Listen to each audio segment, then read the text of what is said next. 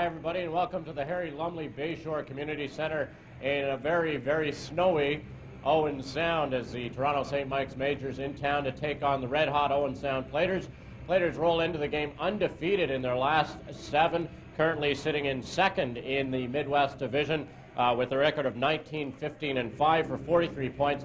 They are now just 9 points in arrears of the Guelph Storm for top spot in the Midwest. St. Mike's had an up-and-down season so far, certainly a lot better than last year. They roll in with a record of 11-21-4, 26 points, and they are currently in 4th spot in the Central Division. Of course, the Barrie Colts leading. These two teams don't know a whole heck of a lot about each other, just meeting twice this year. This is the first meeting between the two, and we'll tell you now that the scratches tonight, there are a few for your Owen Sound Platers. First off, DJ Miracle continues to sit. He's nursing the broken collarbone. He's been out since December 11th when he was a member of Kingston, involved in the Sean Avery deal, of course. Also on the sidelines, no surprise here, Adam Mayer just got back from Winnipeg early this morning and has gone to Hamilton to spend a couple of days with friends and family to rest up. Looking forward to Adam coming back to the Bayshore on Saturday as the Peterborough Petes are in town, and Yuri Golachek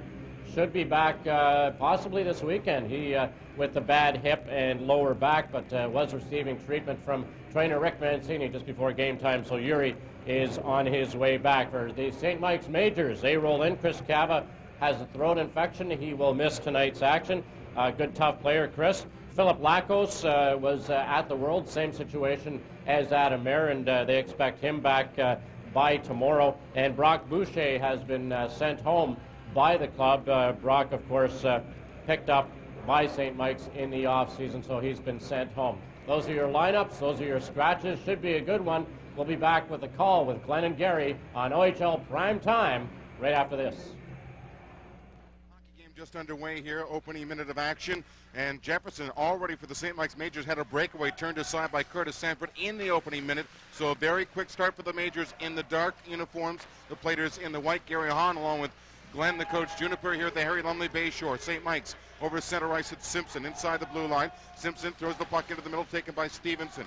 Big Dave Stevenson banks it off the glass. Simpson couldn't knock it down. It rolls to center ice. Back to center is Walsh. Walsh throws it back in. One of the things the Platers got to watch over tonight, St. Mike's are much improved this year, but they're still one of the lesser teams in here. They've got to get mentally into this game. Moriarty throws the puck off the boards, taken by Peter Campbell. Campbell inside the blue line. He lost the puck in turn to Moriarty. Down the left wing is Mulder. Mulder throws the puck in. Turning is Hopovari, the Kitchen native, off the boards to center ice. Boucher at his own line. Throws it rink wide. Just clearing the zone was Karup. He just got out in time. Curtis Sanford makes the stop, hangs on. 2 minutes and 2 seconds gone in the opening period. No score in the hockey game.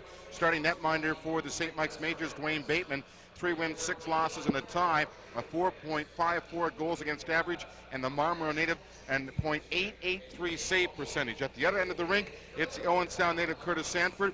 His goals against average, 4.14. Curtis has 15 wins, 11 losses, 5 ties, and a .890 save percentage. And again, I know Curtis would love to have that up on the 900. A strong finish in this season is going to get back up there. This St. Mike's team, you know, when you look at their position and everything else and see their goaltenders around the .885 save percentage, they got good goaltending. One interesting stat, Glenn, is the fact that the St. Mike's Majors have actually allowed 17 fewer goals than the Owen Sound Platers. Well, we've talked all year long that the Platers got to work in this. The coaching staff obviously are aware of that. But again, they're giving away these breakaways like this, especially early. Then and why are they doing that? Why 5 men get trapped in there? I don't know. We're live at the Harry Lumley Bayshore Community Center in snowy Owen Sound. The Platers in the white defend the goal to our right. St. Mike's Majors in their dark blue, very traditional jersey, been with St. Mike's teams for many years, defend the goal to our left. The referee is Bob Langdon. Washcrack and Barton are the linesmen for the hockey game. Puck rolls behind the net, taken there by Barrett. Barrett hit his skate, trying to step out as Karup. Kelly Karup right out front, banging away at it there was Mulder. Couldn't get a shot on net, and it's cleared down the ice. And again, Gary, how many times we said we don't win those battles along the wall in our own zone? Moriarty around the boards for Mulder. Mulder back into his own zone off the end boards. Hopovari stops it to the left point. Cleared back out to center. Trying to get started is Pinozzato. Cleared inside the zone. Mulder can't get free. Kazarian, Owen Sound native, throws the puck to center ice. A lot of play between the blue lines. Cation has the puck across to number 3, Cannon. Both teams with early changes here. We played 2 minutes and 51 seconds in the opening period. No score, although Jefferson had a breakaway in the opening minute, and Curtis Sanford made it look easy in turning that one aside. Exactly. I want to welcome all the viewers in the Greater Toronto area watching this game on Rogers Community Television.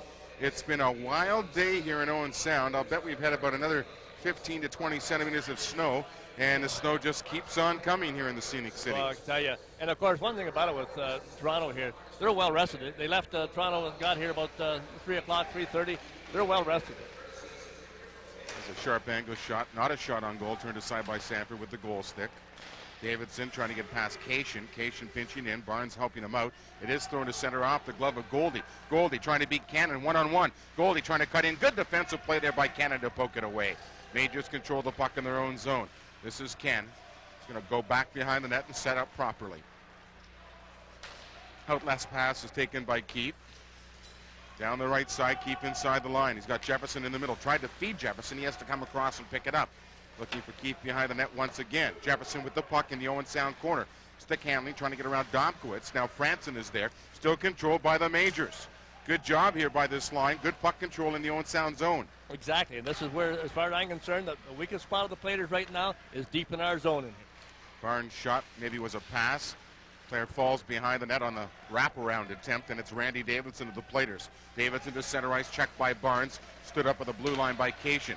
Both teams making changes 4 minutes into the opening period. Still no score in the hockey game as Cannon steps to center. Kicked off the skate deep. Sanford sets it up. Back is Franson off the boards. Sullivan with the flip to the blue line and out to center ice. Taken at center by Hines. He throws it the other way. Franson with a bouncing puck, took a light bump from number 9 Simpson. 3-on-3 now as the Platers go offensively. Good pad save there by Bateman. Another shot, failing to deflect that was Joel Ward out front. Vukovic at the left point. Tried to throw it along the boards, hit a leg, and the Majors to center ice. Popovic inside the line. Throws it across. There's a shot.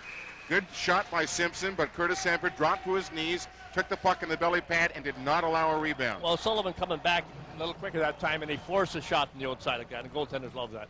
But again, you've got to watch Toronto in here. You know, they're cheating. They're keeping 2 men high. They're looking for that break. They've got some speed up front. Some kids obviously can put the puck in the net. St. Mike's 11 wins, 21 losses, and 4 ties. And there's some of the fans who brave the elements to come out and watch the Majors and the Platers at this hockey game. The Platers come in 19 wins, 15 losses, and 5 ties. At home, the Platers 14-3-2. They've been impressive on home ice. There's no question about it. Normally the Platers in here, this is a tough barn for other teams come in to play against the Platers. If they ever get the playing 500 on the road, this team's challenged for first place. Not that we aren't. Pretty good game in Guelph last Friday, a 3-3 tie. Cation with the shot. Sanford stopped it, never saw a rebound, they score. St. Mike's get the rebound and put it by Sanford. It'll be Barnes, I believe, who got the rebound off Curtis Sanford, and it's a 1-0 game for the Majors. And again, defensive errors. Nobody picks up a man coming in. Goaltender makes the save. Why has he got a free shot? There's Barnes back to congratulate his goaltender.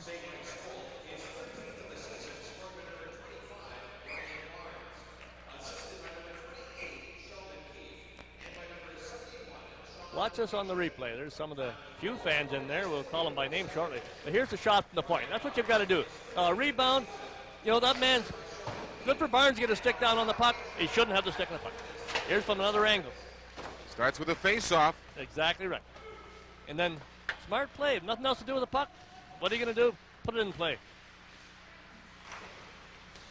And again, there was an Owen Sound player right there, and I stress the point, Curtis Sanford stopped the first one, and I'm certain he never saw the puck coming from the left point. No, not at all. So Barnes scores the goal from number 28, Keefe, and number 71, Cation, who let the shot go from the point, and it's 1-0 for St. Mike's. Trying to force his way to the net was Captain Dan Snyder. The Majors cleared to center ice. Stevenson across to his partner, Franson. Franson back inside the line, trying to dance around Cannon. He lost the puck there. Platers in the process of changing forwards. Time of that goal, 4:46 for St. Mike's as they lead 1-0. Down the right side, Mulder goes into the corner. Mulder checked by Franson. Puck is loose. Mulder and Franson in the corner. In to help out is Pinizzato. Behind the net is Peter Campbell. Throws it off the boards to center. Turning back is Moriarty. Moriarty all the way back into his corner. Over the boards comes Flaxey, replacing Franson on defense. Moriarty, checked by Adam Campbell this time. Couple of giveaways there. The last one by Mulder. Here's a chance for the Platers. It rolls to goaltender Bateman. He's going to hang on as the Majors made a miscue on the far side there, but not a great scoring chance. Not a great scoring chance. Peter Campbell knew what he wanted to do. He beat the man on the outside, pumped into the net, and just as he went to shoot, mishandled the puck. So the Majors draw first blood in this hockey game. Time of the goal, 4:46, as Barnes gets his 13th of the season. It seemed to take the Platers in the first period at home to get down 1 or 2 goals before they finally start getting some fire. Then start to say, hey, this is the line here. We've said it all year long. This is the line here. You got to watch. They'll start putting the puck in the net. Salk, Ward, and Sullivan. Salk centering Ward on his left, Sullivan on his right side. And Jan Salk acquired earlier this season from the Kingston Frontenacs in a trade for Ryan Rivard. Out of his own zone is Popovic. Got away from him, but it's shot in by Ellis. Curtis Sanford fanned in his first clear, then threw it off the glass. It bounces in the corner. Simpson can't get to it. Controlled by Walsh to Simpson. Simpson behind the net looking for Walsh again. Ellis goes into the corner. Ward is there with him. Picked up and thrown down the wing to Ward. Joel Ward looking to center. Sullivan had to hit his skate. Flaxey moves it up, but Ward can't control it. Kept in by Salk. Jan Salk ridden out of the play, and we're going to have a penalty called by referee Langdon. So the first power play opportunity of the hockey game will go to the Owen Sound Platers, who trail 1-0. And again, it's this line here that seems to generate things for the Platers.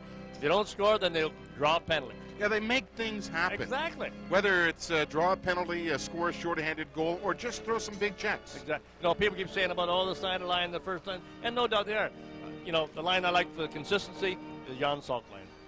There you see Mark Hines will get the gate for the next 2 minutes or less. Time of the penalty, 6:55. 6 minutes, 55 seconds. Hines for Mark holding, and the Hines first power play opportunity of the night goes to the Owen Sound 55 Platers. seconds. And the Platers coming into this hockey game on the power play, 27.5% proficiency on home ice. So a little over 1 in 4 they're scoring, a little better than that. Good defensive play there by Franson, who cut off the 2-on-1 pass chance. That he hit the boards hard, though. Yeah, he did, yeah. And he's coming out again. He feels out a little bit. There you see No, it's just his visor. He's got some snow on it. a little bit of snow. We really haven't had a good chance to talk about Sheldon Keefe and the kind of season that he's been having. Sheldon Keefe in 36 games has 35 goals, 35 assists for 70 points. And strangely enough, he's a minus 21. Keefe, number 28 in the right wing right now. But boy, I tell you, he can set it up and he can put it in the net. Great playmaker. As a matter of fact, Keefe has 18 power play goals. So 18 of his 35 goals coming with the extra skater. But it's the Platers right now who have the power play. Keefe has 2 short-handed goals. Keep that in mind. Franson across to Domkowitz. Tried to one time, and it's broken up there by Jefferson. Race for the puck. Guess who? It's Keefe. Keefe in on goal. Knocked down by Franson. The net knocked away. No penalty indicated by referee Langdon. And the St. Mike Majors bench yelling, calling for a penalty. I don't know if we'll get a chance to see that again, but Curtis Sanford may have taken the worst of that one. Without question. Linesman putting the net back in place. That took 37 seconds off the penalty clock. 1:23 left in the Hines penalty. Sheldon, no, Franson just comes over. He's cutting him off at the pass here. And, of course, once he gets a stick down, he makes contact in there. No, he didn't act. There's no trip on him. He just, from behind, he got on top of the body. Well, you've got to make contact on the puck on that, or there's a clipping they could call you on as well. Playing the devil's advocate. Yeah. Well, I'll tell you, Tough one. Langdon was right there. The referee was right there. Face off to the right of Curtis Sanford. Keep in mind, St. Mike's get the scoring opportunity. The Platers have the power play. Franson looking to center ice. Salk had it hop over his stick. It rolls the length of the ice. Back forward is Moriarty. Chopping at him is Ward. Salk takes his man. At the right point, it's Franson. Slap shot. That just missed the target. Big rebound, and Domkowitz couldn't corral it. Again, anytime you're coming out like that, you try to throw that 90-foot pass across there, half the time you're going to be unsuccessful with it. Here we go. 3-on-2, led by Peter Campbell. With Salk and going to the net is Ward. Nice job there by Moriarty. Get his stick on that to break up the rush. And St. Mike's will move the puck out of their own zone once again. Walsh to center. Inside the blue line goes Cannon. Cannon with a wrist shot off a stick.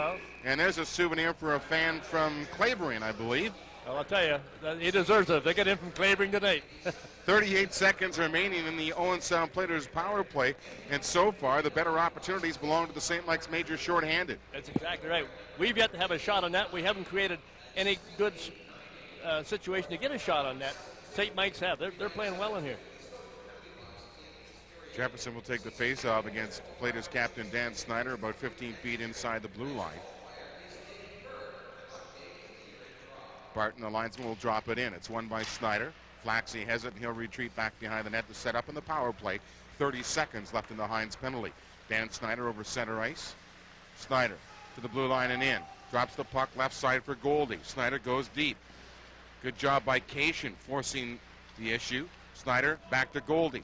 Goldie has Flaxey at the left point. Goldie throws it back into the corner. Snyder had to wait for it, and it's broken up by Popovic. And then Davidson comes across, and he lost it. Flaxey trying to keep it in, couldn't get it deep enough. Flaxey pinches and keeps the puck in. It's Goldie. Out front, and Davidson couldn't get his stick down to convert it. The penalty to Hines is over, and he's on the race now. Jefferson and Hines was down the ice with Keefe, almost a 3-on-1. Kyle Flaxey, that time he read that play, and he got back there quick enough and took it away. And Jefferson almost had a breakaway from the blue line in for the Majors. There's a shot. Jefferson in the corner. Both teams now at full strength as we approach the midway point of the opening period. 1-0 St. Mike's Major. St. Mike's in the dark uniforms. In the corner, it's Simpson. Simpson tries to cycle it back. Vukovic thought he was going to intercept it. Battling is Jefferson with Vukovic. They hold it long enough for a whistle. Exactly 10 minutes and 31 seconds left in the opening period. The biggest problem we have when the other team's cycling the puck deep in one of our corners, our back men back there don't seem to want to play the man. They want to play the puck, and that's when they burn you. I guess you got to play the man and then stay with him. That's right. Yeah, exactly. So we get a face-off to the right of Curtis Sanford, who so far has faced 6 St. Mike's Major shots. Shots on goal 6-2 here, and that's pretty well, I think, indicating the way the game's Without gone. question, right now the St. Mike's deserves to be up 1-0. Could be up. They've had 3 good scoring chances. We might have credit for half a scoring chance. Barrett mishandles the puck. Adam Campbell comes back. The Barrie native off the boards, knocked down by Boucher. Boucher's slap shot went wide. Kazarian throws it to center ice, taken there by Boucher. He throws it across to his partner Moriarty. Again, it's Boucher in his own zone. He's got Ellis on the right wing boards. Goes back to Moriarty. He'll try the left side. That got past Simpson. Rolls into Platers territory. Hopovari is back. Chris Hopovari challenged by Matt Ellis. Ellis throws the body. Moriarty with a shot. That one off the stick of Kazarian. Boucher keeps the puck into the corner. Peter Campbell throws it to the far side for Kazarian. Kazarian can't get started. Now he'll try with the backhand. Flips it ahead. It rolls to center.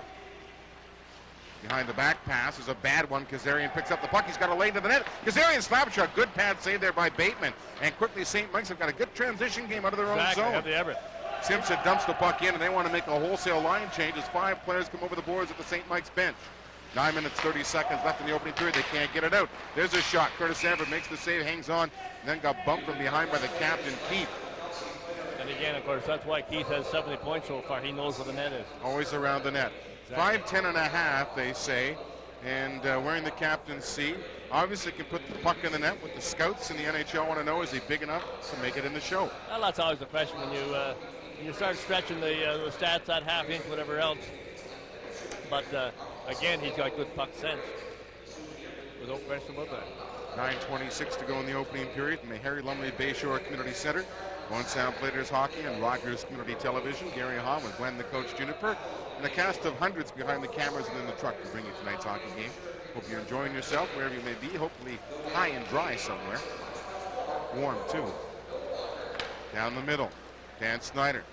Pride of Elmira looking for Davidson. Davidson had to reach for it. Stops along the boards, watched by Cannon. Cannon and Davidson in the corner. They still battle. Cannon came up with it. Domquist pinches in. Puck is controlled by the Majors. It's Jefferson to center. Jefferson with Barnes. Side by each, and it's broken up by Snyder. Dan Snyder ahead to Davidson. Davidson throws the puck into the corner, trying to race after it. Good defensive play there. Davidson wanted to get into the corner, and he was slowed en route by Popovic. It's Keith. Wants to get to center ice to flip it in. He puts on the brakes and he'll head to the bench. Back over the boards comes Jan Sulk. And nice to see Chris Menard back in the lineup. Darn right it is, yeah. Coming off a concussion just before, well, I guess last year now. Menard, number 9, number 1 pick.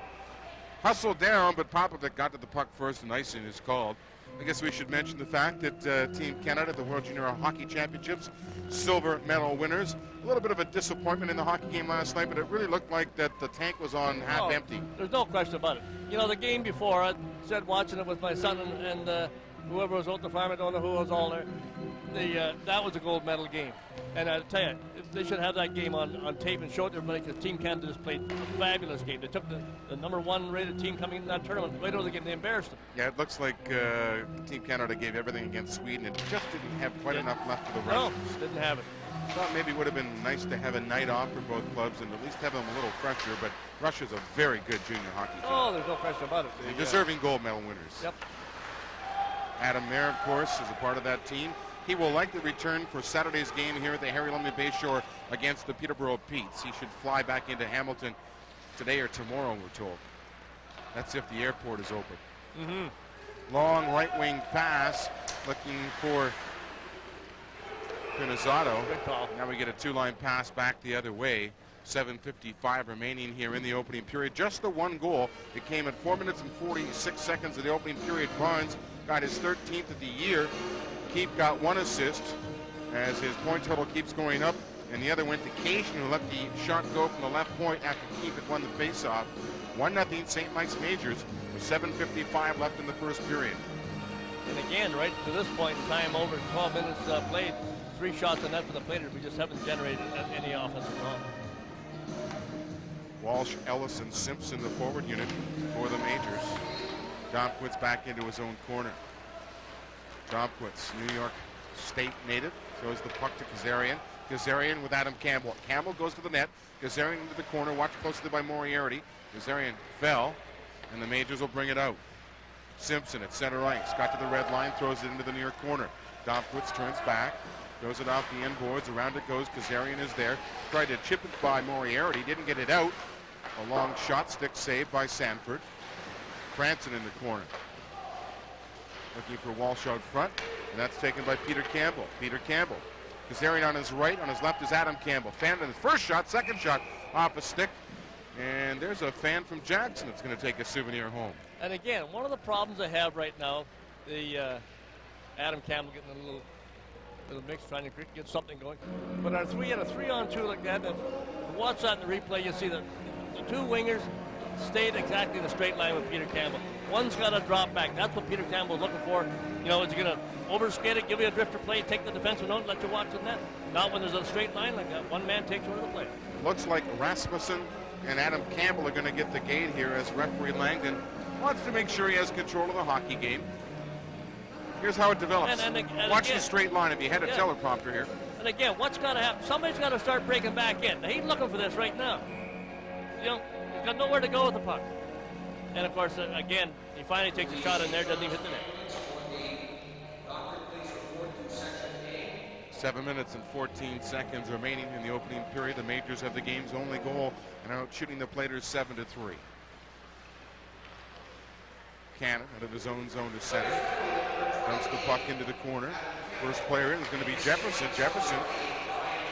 St. Mike showing all kinds of jump here. I'll tell you, they're beating the Platers to the puck at both ends of the rink. Goalie can't get it out. Good job by Snyder to drag the puck outside his own blue line. Stevenson moved up, poked it ahead. Cannon has it at his own line. Cannon hands it across to Kelly Carew. Pardon me, that's Cation. Cation got it ahead. Barnes left it there for Keith. Keith tried to put it across, maybe one pass too many, and Davidson takes it in his own corner. Off the end boards for Big Dave Stevenson. Stevenson moves down the right wing. The Woodstock native to center ice. Tried to flip it in, hit the linesman. It should have been on net. Bateman fell back in the goal crease for the Majors, and you're right, if that was on net, could have created all kinds of problems. It's funny what fans don't see sometimes when you're sitting at home watching the screen. He's not taking a skate to see if he's got an edge or whatever else. He's getting himself all fixed up. He's got some long straps there on a couple of his goal pads, and that might have been the problem. But we know if you're a coach or a player and you see that, don't you start shooting a little more often? Without question. But again, we can talk all this all year long, whatever else. But the Plater, when you're not forechecking and finishing your checks, and the Plater team doesn't get into the game. And so far, we haven't had one good check in this game yet. No, I can't think of one good hit yet in the first period. We have 6:22 to go. St. Mike's are 3 wins and 7 losses in their last 10 games, while the Platers are 6 wins, 2 losses, and 2 ties in their last 10. You know, you're playing 700% hockey.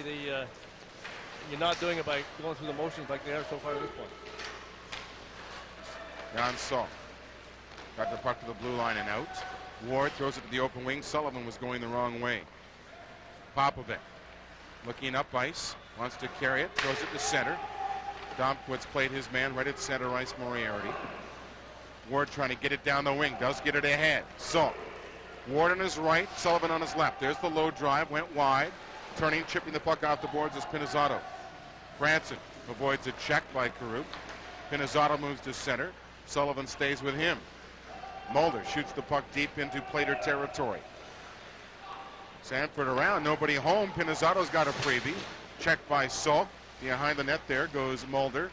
Try to get it out front. Sanford playing it very carefully there. You're going to be watching those wraparounds. You got that, exactly right. Sullivan at his own blue line. The rookie throws it to the right side. Didn't reach Ward, broken up by Hines. Platers just don't seem to get started here. There's a trip on Franson right in front of the referee. He says no. All part of the game. Now, when you're going through a crowd like that, you take your chances. Barrett tried to knock it down with a stick. Has to go back into the corner. Both teams making changes here with 5 minutes left in the opening period. Majors have the game's only goal. Ellis toward the goal. That could have hit a leg. Kazarian picks it up. Kazarian flips it to center ice. Peter Campbell trying to contend with a bouncing puck. It's Mulder at center. Ran into Kazarian. Peter Campbell can't find the handle. Looks like the first game after Christmas all over again. Doesn't it, eh? Really does. Simpson got it ahead. Here's Walsh with a slap shot. That went wide by about 2 inches. Moriarty has to hurry to keep the puck in. Ellis goes into the corner. Big Matt Ellis. He's met there by Menard. And it's Peter Campbell throwing the puck to center. It was behind Kazarian. More changes at the Owen Sound bench. 4:25 to go in the period. Both teams making numerous line changes here, trying to stay fresh in this opening period. Long lead pass, the shot on goal for Bateman to easily turn aside, and then Bateman decides to hold it for a whistle on a face-off in his own zone. And Bateman must have cold feet. He's out for a lot of skates there. He's skating all the time in there. Well, he hasn't had a lot of action around his net in there. Dave Siciliano, the head coach and general manager of the Owen Sound Platers, the Thunder Bay native. And on our left, his right, is Brian O'Leary, the assistant coach. And there's Bateman doing a little dance in the goal crease area, trying to stay warm. Sure, you think you're standing down there, you're not moving? Well, you only have 4 shots in a period. Sometimes you can get cold feet. Exactly. But again, some of the mistakes they're making when they're breaking.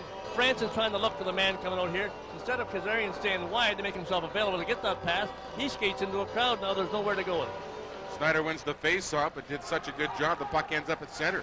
Flaxey controlling the puck, throws it down the boards. Jefferson inside his own zone, throws it back to his defense. Cannon turns away from Goldie. Keep it center. Got it ahead off the glove of Barnes. Barnes is bumped by Menard. Rolls behind the net. First player there is Jefferson. Jefferson cycles it back behind the net. And Dan Snyder back checking all the way to the goal.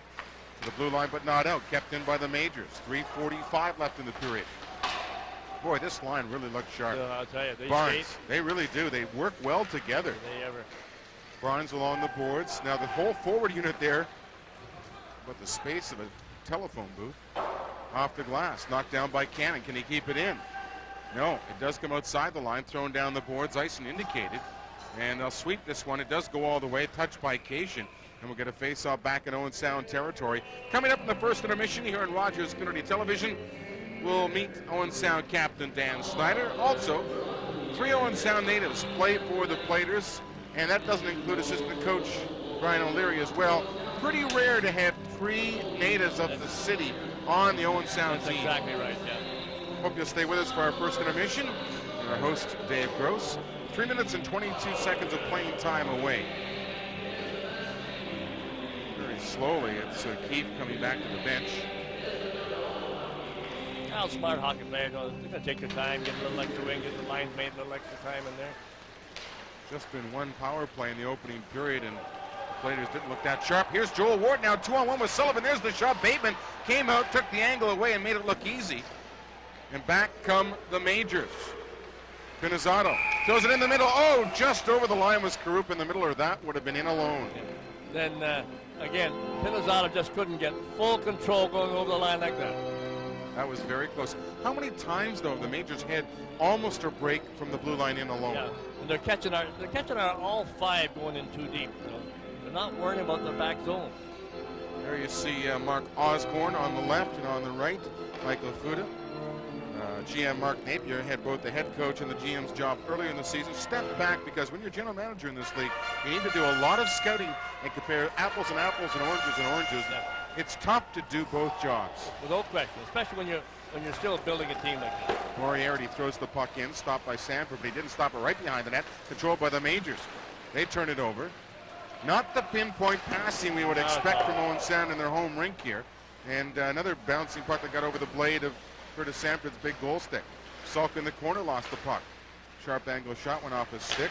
And again, the Majors still beating the Platers to the puck in the Platers zone. They're just beating us to the puck. Here's Jan Salk trying to get something started. Salk inside the blue line. Had it knocked away. Sullivan follows up. Sullivan to Salk. Sullivan up front. Oh, good stop by Bateman. Got his arm in the puck. Maybe his best stop of the night so far. That's the best scoring chance we've had, without question.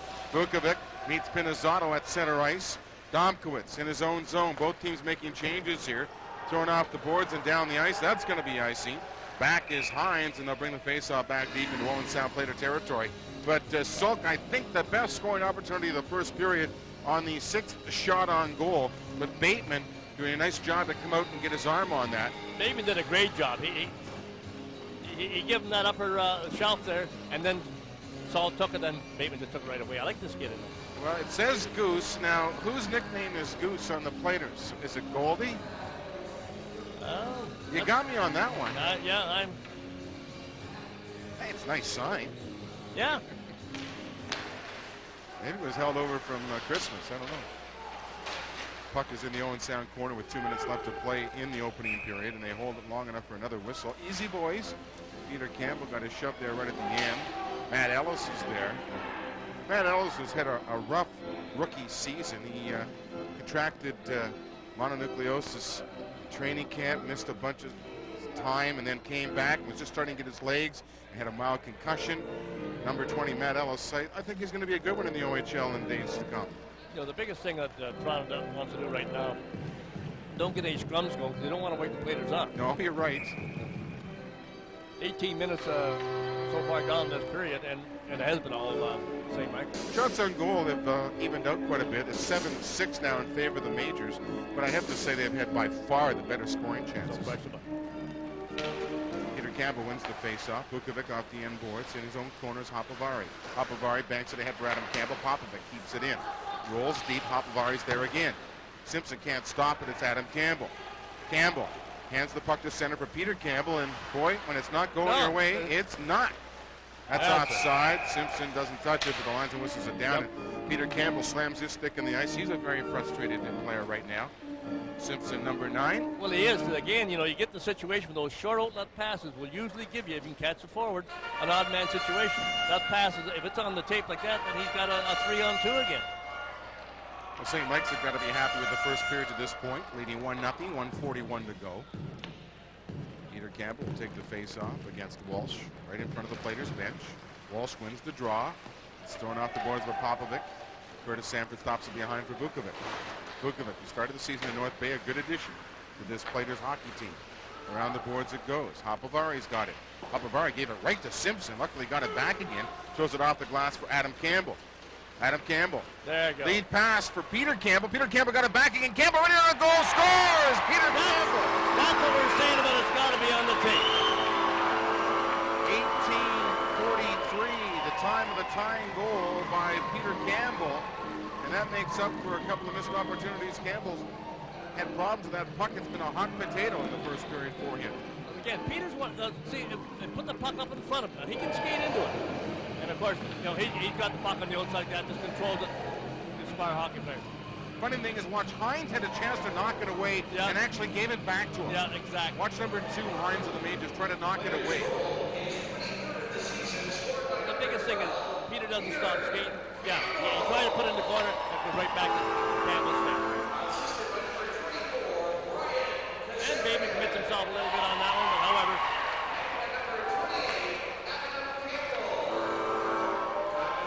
Here come the Platers again. It's Goalie right in on goal. Backhand shot. He scores! Goalie! And the Platers come to life in the dying seconds. And isn't this the way it goes? You know, the Platers can be asleep. We said before, you know, don't get any scrums going. Don't wake them up. Wes Goldie down the right side in on Bateman, and we'll get a chance to see the second Plater goal. Again, you just put it in the zone, you get it on the tape. Before we were putting the pucks behind them. And Wes, he's going to pump those legs down. Again, watch it. Make the move. Back, just underneath the arm of Bateman.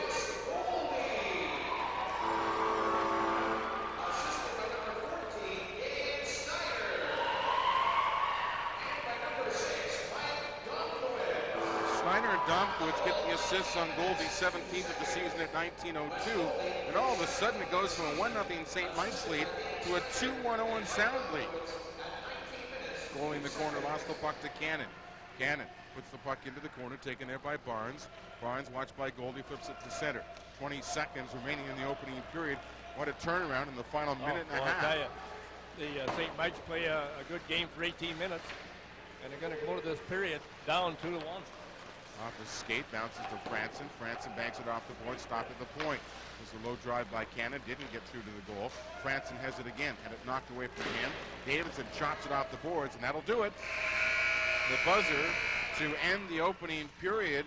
Shots on goal, 8-7 in favor of the Platers, but really on the strength of some play right at the end of the period. Well, again, the Platers really played for the last minute, 17 seconds, and the score sheet indicates that. You know, 2 shots, 2 goals, 2-1 lead in there. But however, I think, you know, this week's the Platers up. I'm sure you're going to see them start taking it to St. Michael's in the second and third period. The thing is, Glenn, I think if you're Dave Siciliano and Brian O'Leary, you're still not happy with Owen Sound's opening period. I don't know how many hits they had, but I think you could count them with 2 fingers. Oh, without question. And that's, you know, we talk on this all the time. This is how hockey's got to be played. If you're going to forecheck a man in there, you've got to finish a check on him. You've got to let that man know. For 18 minutes, we let St. Michael's come out of the zone clean. And, of course, again, they were leading 1-0 for 18 minutes in there, 18 minutes and some seconds. Then we finally come to life like that. Peter Campbell gets one goal, and goalie comes right back. Now we'll see if St. Michael's, what character they're building up to see if they can come back into the second period. Should be an interesting second period as St. Mike's have to regroup. They led almost all the way through the first period. A couple of late goals gives Owen Sound a 2-1 advantage after 20 minutes. Still at least 40 minutes of hockey to come here at the Harry Lumley Bayshore Community Center. Don't go away. Dave Gross coming up with our first intermission. Owen Sound 2, St. Mike's Majors 1 after 20 minutes. This is Owen Sound Platers Hockey on Rogers Community Television.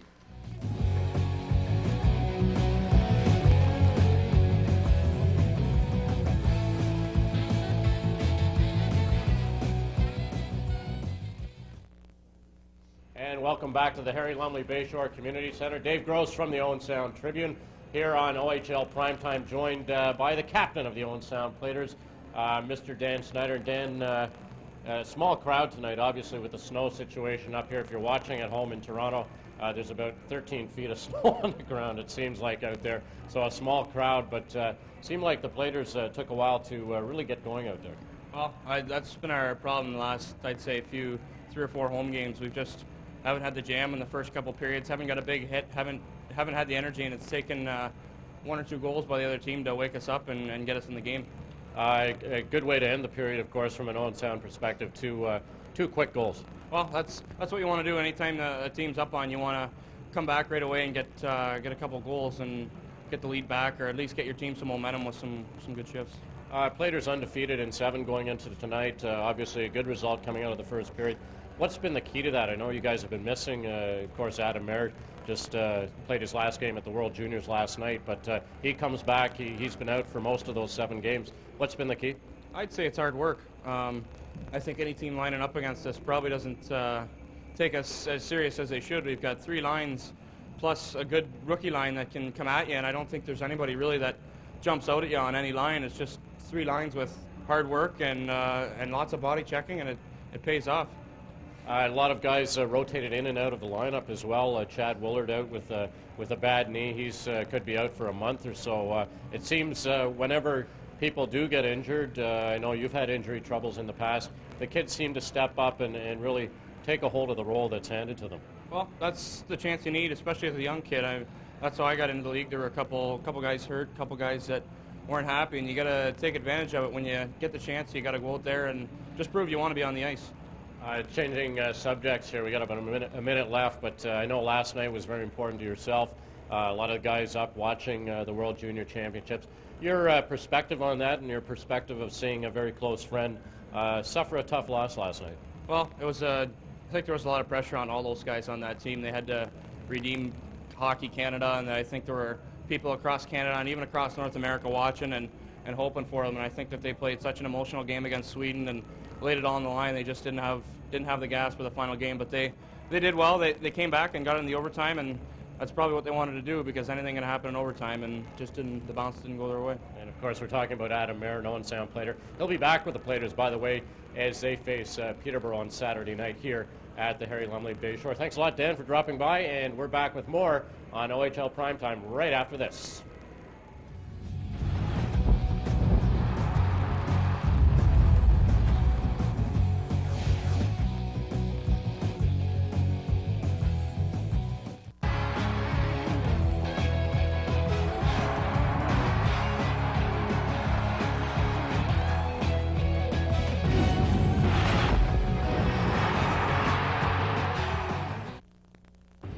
Every team in the Ontario Hockey League just loves to put some local talent on the ice because it helps put people in the seats. The Owen Sound Platers are very fortunate. They have 3 natives currently in the lineup. Chris Menard, the #1 draft pick, Curtis Sanford, the go-to guy in goal, and Brian Kazarian. Well, it was a good feeling. You know, I was living away from home the year before over in Collingwood, and getting a chance to come back and try and crack the lineup of the Owen Sound Platers is a pretty good honor for me. Curtis Sanford is a sophomore who came in last year in the playoffs and proved he belongs to be a netminder in the Ontario Hockey League. Curtis Sanford is the man in net between the pipes for the Owen Sound Platers this year. It feels good. You know, a lot of the pressure rests on me for all the rest of the guys in the room. You know, I'm the go-to guy now.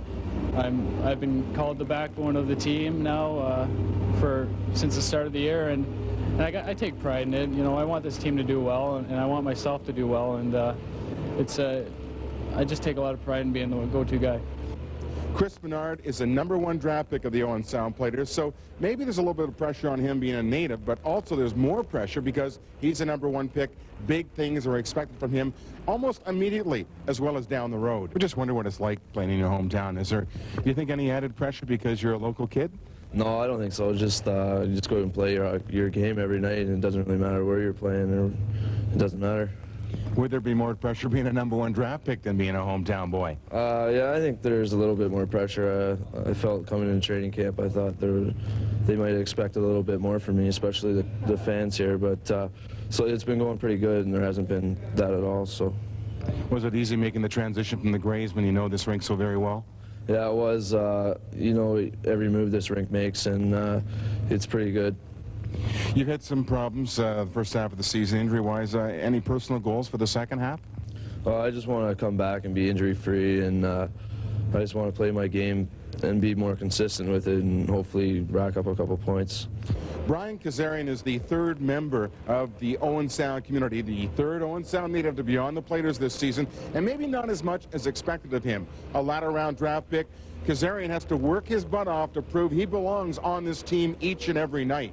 Oh yeah, the Platers have always been a team that I've came and watched and enjoyed, and I always dreamt of playing in the OHL. It's kind of exciting to be in your hometown. So. When it came draft day, did you ever think that you might stay here, or were there other teams that were interested in you? I had a few other teams that had called me, and a couple of them were really interested, and it just so happened the Platers got to me before they did. So. What about playing in the Harry Lumley Bayshore? You got to be very comfortable here after playing with the Grays. Yeah, I've played with the Grays my whole minor career, even lacrosse for my whole life, so it's kind of an honor to be playing here and being at home. I'm wondering if one thing might worry you, and that's the talk that the Owen Sound Platers could be going somewhere else after this season. How do you react to talk like that? I don't know. It doesn't really bother me that much. Seeing the Platers leave Owen Sound is kind of a disappointment, but having to move away, that really doesn't bother me. Getting out of home might be a good thing. You never know. So, but you've got lots of support here from family and friends, I suppose, game nights? Oh, yeah. All my friends and family are here. All my relatives. Everyone comes to watch me play. I think they like it. So. Well, it's obviously very rare to have 3 natives playing on an Ontario Hockey League franchise, especially from a town the size of Owen Sound, about 21,000 people. The Platers are very fortunate to have kids like Menard and Sanford and Kazarian on the hockey club. And obviously it's helping in the stands as well, as the Platers are averaging over 2,200 fans. And we're back here at the Harry Lumley Bayshore Community Center. Dave Gross, just going to fill you in on the first period summary. St. Mike's opened the affair. Was Ryan Barnes with his 13th on the year. The assist going to Sheldon Keefe and Sean Cation. That made it 1-0 for the Majors. That at 4:44. Platers came back with 2 quick ones at the end of the period. 18:43. Peter Campbell with his 23rd. Brian Kazarian and Adam Campbell with the assists on that one. Then just a few seconds later, 19:02 was the time of the Platers' second goal. Wes Goalie with goal number 17. Dan Snyder and Mike Domkowitz with the assists on that. 2-1 Platers shots on goal in that first period. Owen Sound 8. St. Mike's 7. Now we're going to throw it right upstairs with the call for the second period.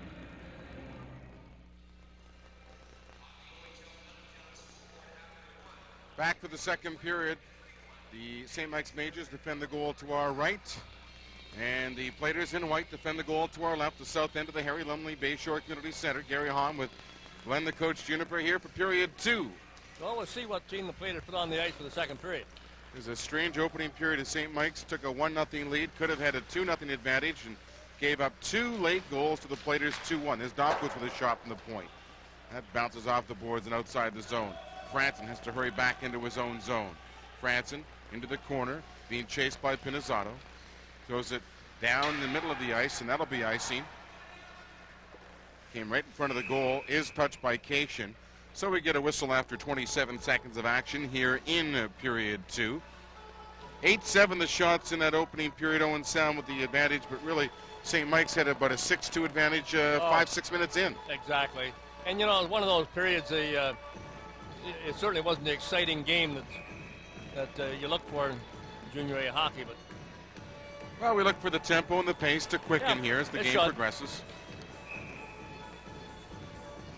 Jefferson will take the face-off against Snyder. Both the defensemen right on the edge of the circle for the St. Mike's Majors. Cannon not quite as tight. Well, they've got confidence in that Jefferson on the face-off. There's the draw. There's a shot and a good save by Sanford right from the draw. That's why they have confidence in the boy. No kidding. At center, it's Davidson. He dumps the puck in. Bateman elected not to come out to stop it. It's Goldie along the boards. Back for Franson. His shot bounces off a couple of legs. Picked up by Goldie. Get out front. Oh, Davidson had a good chance. Bateman made the save on the short side.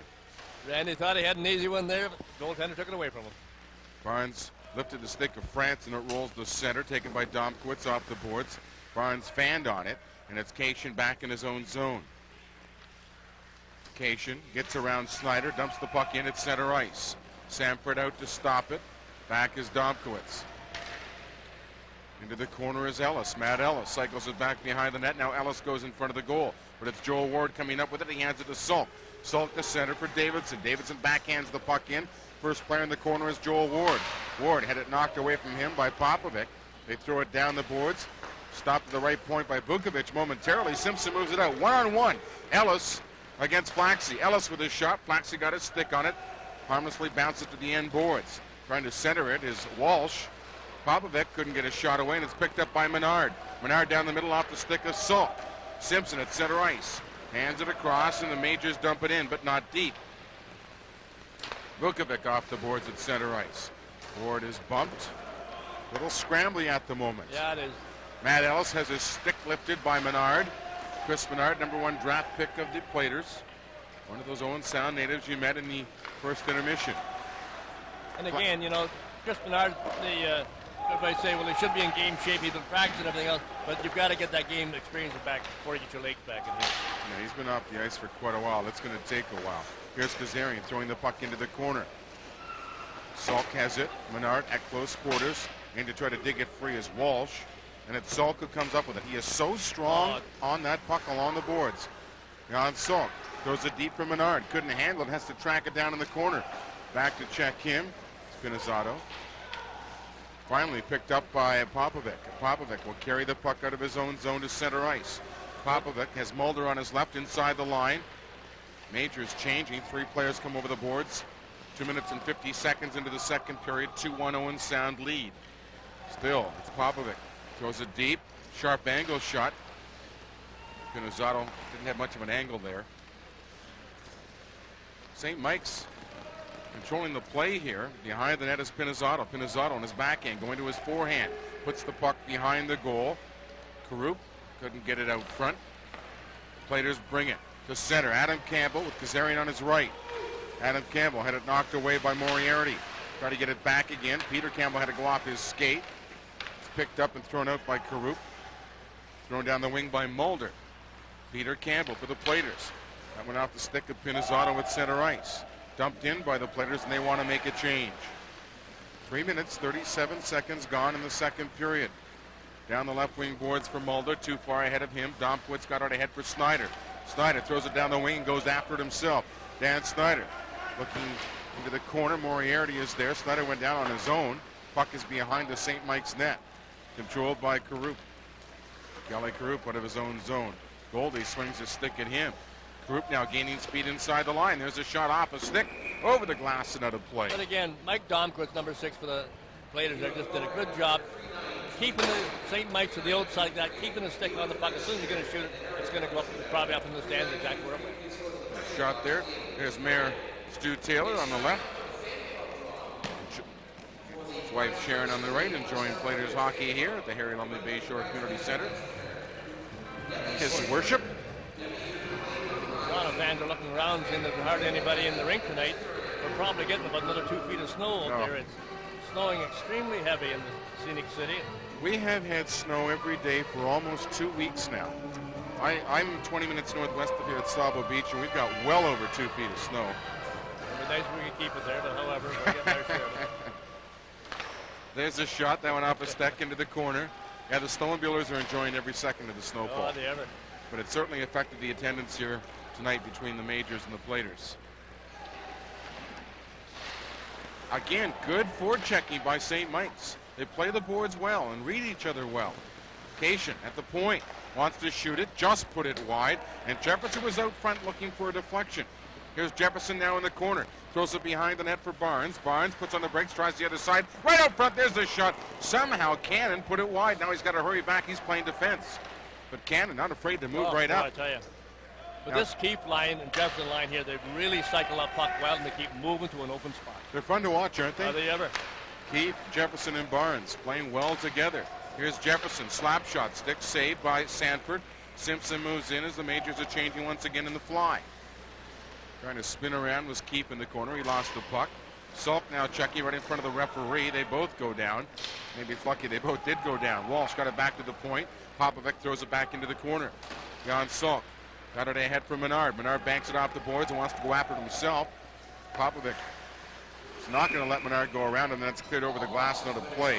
And you know, you see Chris out there. You can see that he just doesn't got any power in his stride. Not that extra jump. No, he doesn't have that extra jump at all. Chris Menard, number 9. You moved up during some injuries early in the season, played on the number 1 line for a while, and did not look out of place. Not at all. When he's in full game shape there, then it's going to take him a while, I guarantee you. But for a first-year man, he does a good job in there. 3 goals, 3 assists, and 16 penalty minutes. And he's got some good size, too. Yeah. I think he's going to be fine in time. I think the best thing that happened to Chris Menard is actually Jeff Krugel up here, because since then he's been more physical than, and I'm sure he's trying to prove something, but that's the type of game he's got to bring to the ring. Kept in at the point by Hopovari. Ends up in the corner. Back to Simpson. He chips it out. Race for the puck. Back into the Owen Sound corner. First player down could be Walsh. And it was. He did get there in time, negating the icing call, and it's Jan Salk. Wants to get started in his own zone, watched by Ellis. Got it to center ice, broken up there by Hines. Hines throws it off the boards. Hopovari has it. Hopovari banks it off the boards again. Sullivan going the wrong way, but it ends up on Salk's stick, and open is Ward. Ward right in, back for Salk, and one pass too many, but Bateman still had to be sharp to make the stop. Without question, Joel would like to have that puck back. Walsh looking left side to Simpson. Simpson at the blue line, long shot. Routine stop there for Sanford. Majors changing once again. 13 minutes and 40 seconds left in the second period. Owen Sound lead 2-1. All the goals came in the opening period. Cation leads the rush inside the line. Sullivan lost the puck. Controlled by the Majors along the boards. Now it's picked up by Peter Campbell. He clears it down the ice and out. They say no icing this time. Back, Cation has to hurry. Forechecking is Kazarian. Look out. He chopped Cation down, but lost his stick and his glove. Barnes along the boards. Throws it cross ice to Cannon. Cannon took a hit from Snyder, and Cannon went down. Snyder now to Goalie. He's got a lane to the net. Goalie right-hand shot. Scores! Wes Goalie gets his second of the game. Well, again, we've said all along, Wes Goalie, when he comes to play, can put the puck in the net with anybody. That's his second goal in the row, and again, Wes is staying wide. Snyder's looking for him, and it's paid off. And that'll be Dan Snyder's second assist of the night, and he set up Goalie both times. And watch this. Again, you're the last man back in here. Prime thing. Don't mishandle a puck like that. That's strictly that defenseman's fault. And of course, he's on the play. He can't get back into it. West sees a 5-hole. Boy, he took it too. There's the hit. And again, Dan, that's a good hit. That's exactly how you got to play it. Puck laying there for him. It's just going to go across the middle of the ice. No pass. It's across where West Goalie's supposed to be, and he was there. See, once his head's up, he saw the 5-hole and took it. So we're going to have a goaltending change, I believe. It looks like number 30, Pat Davigi, will come into the hockey game. Davigi acquired earlier in the season from the Erie Otters. Now, is there going to be a change or not?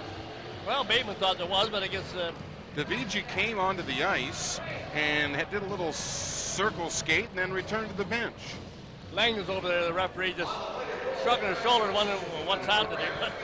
Well, he fooled us. I thought we were going to see Pat Davigi. So it's 3-1 Owen Sound. Goalie is 18th of the season from Dan Snyder, and Snyder really made it all happen. Oh, there's no question about it. Cation throws it across to Moriarty, off the boards for Barnes. That was broken up by Goldie. Moriarty gave it back to Barnes. Barnes skates to center, being bothered by Goldie. Got it ahead for Jefferson. Barnes glaffed himself in the corner against Branson. Jefferson and Barnes in the corner to the right of Curtis Sanford. Back to the point to Moriarty.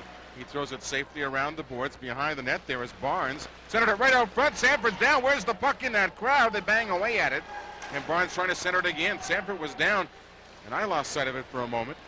Now it's Randy Davidson with a feed for Goldie. Goldie, Davidson, and Snyder. Snyder takes the pass, cuts into the center. Snyder trying to beat the defense. Went off the stick of Moriarty into the corner. Center right out front. Davidson had to hop away from him. Here's a chance for Domkowitz. Domkowitz puts it off the corner, looking for Goldie. Goldie kicks it onto his stick. Now decides to throw it back right on the St. Mike's stick.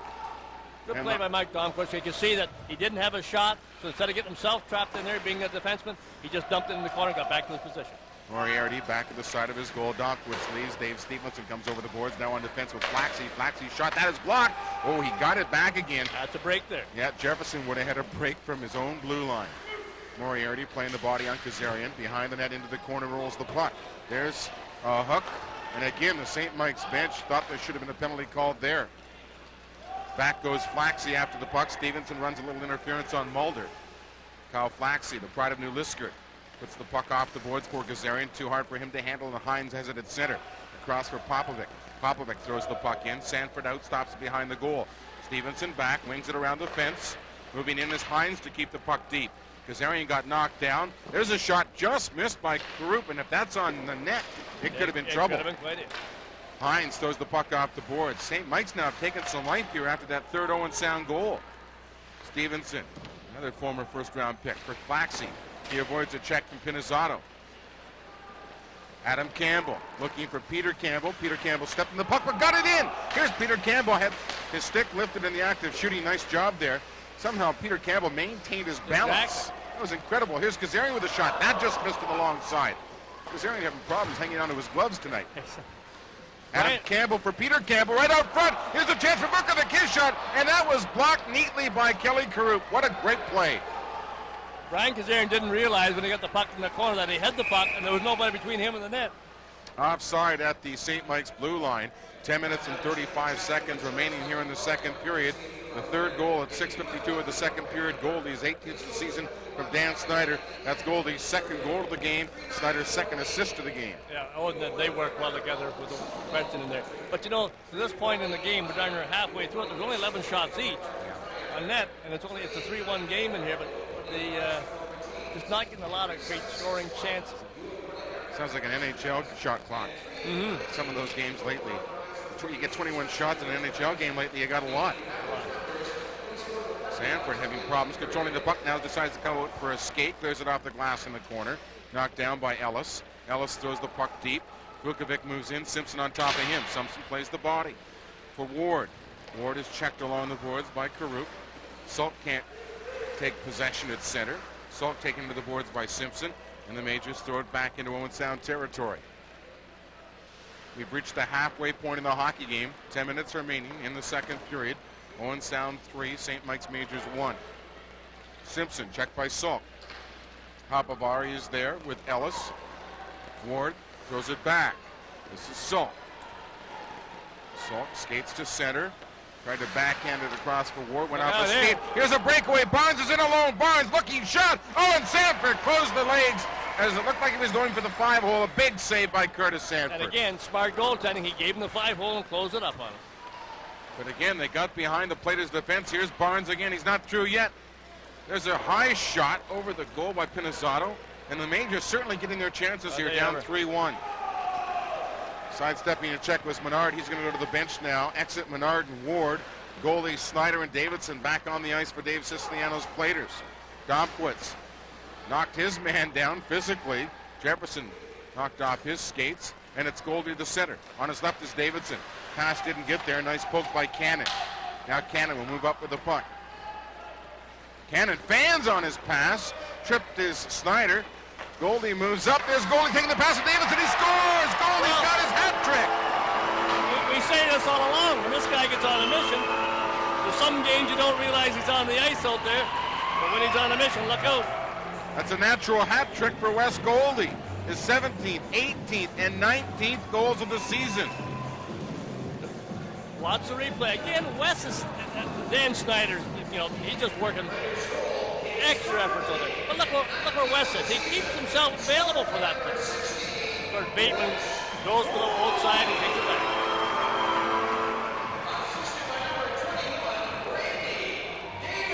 Good for Randy.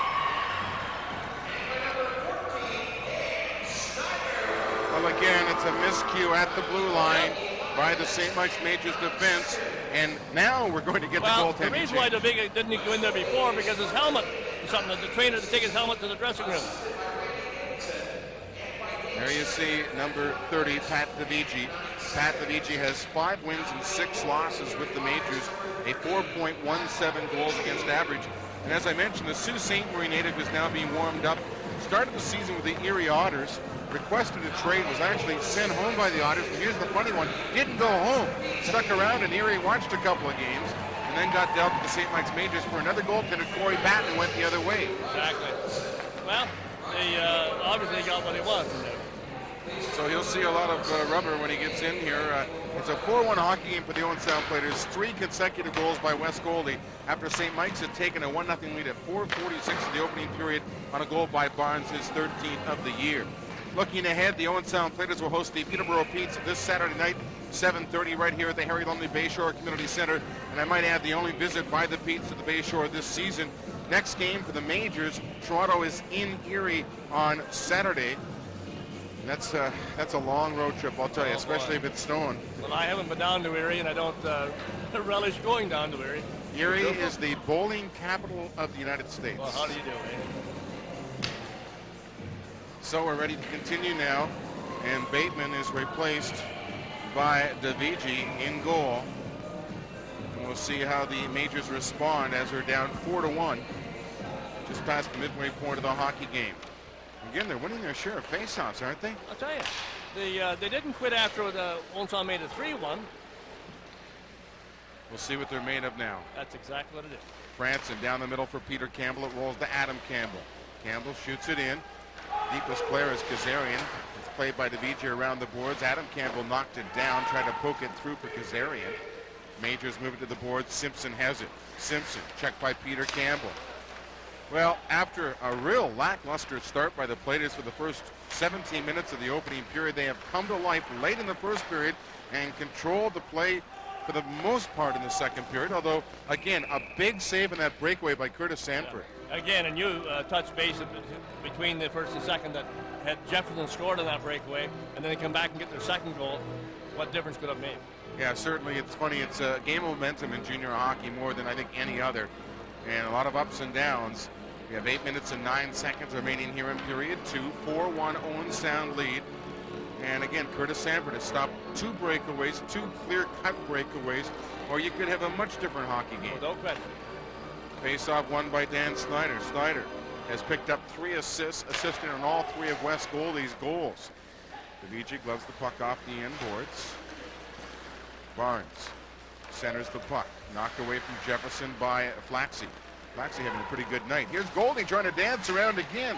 It's not Wes Goldie night, but it's not too far from it. That's exactly right. Cleared off the glass and down the ice. Race for it, and look at the hustle there by Sheldon Keefe. Curtis Sanford out to clear the puck all the way outside the zone.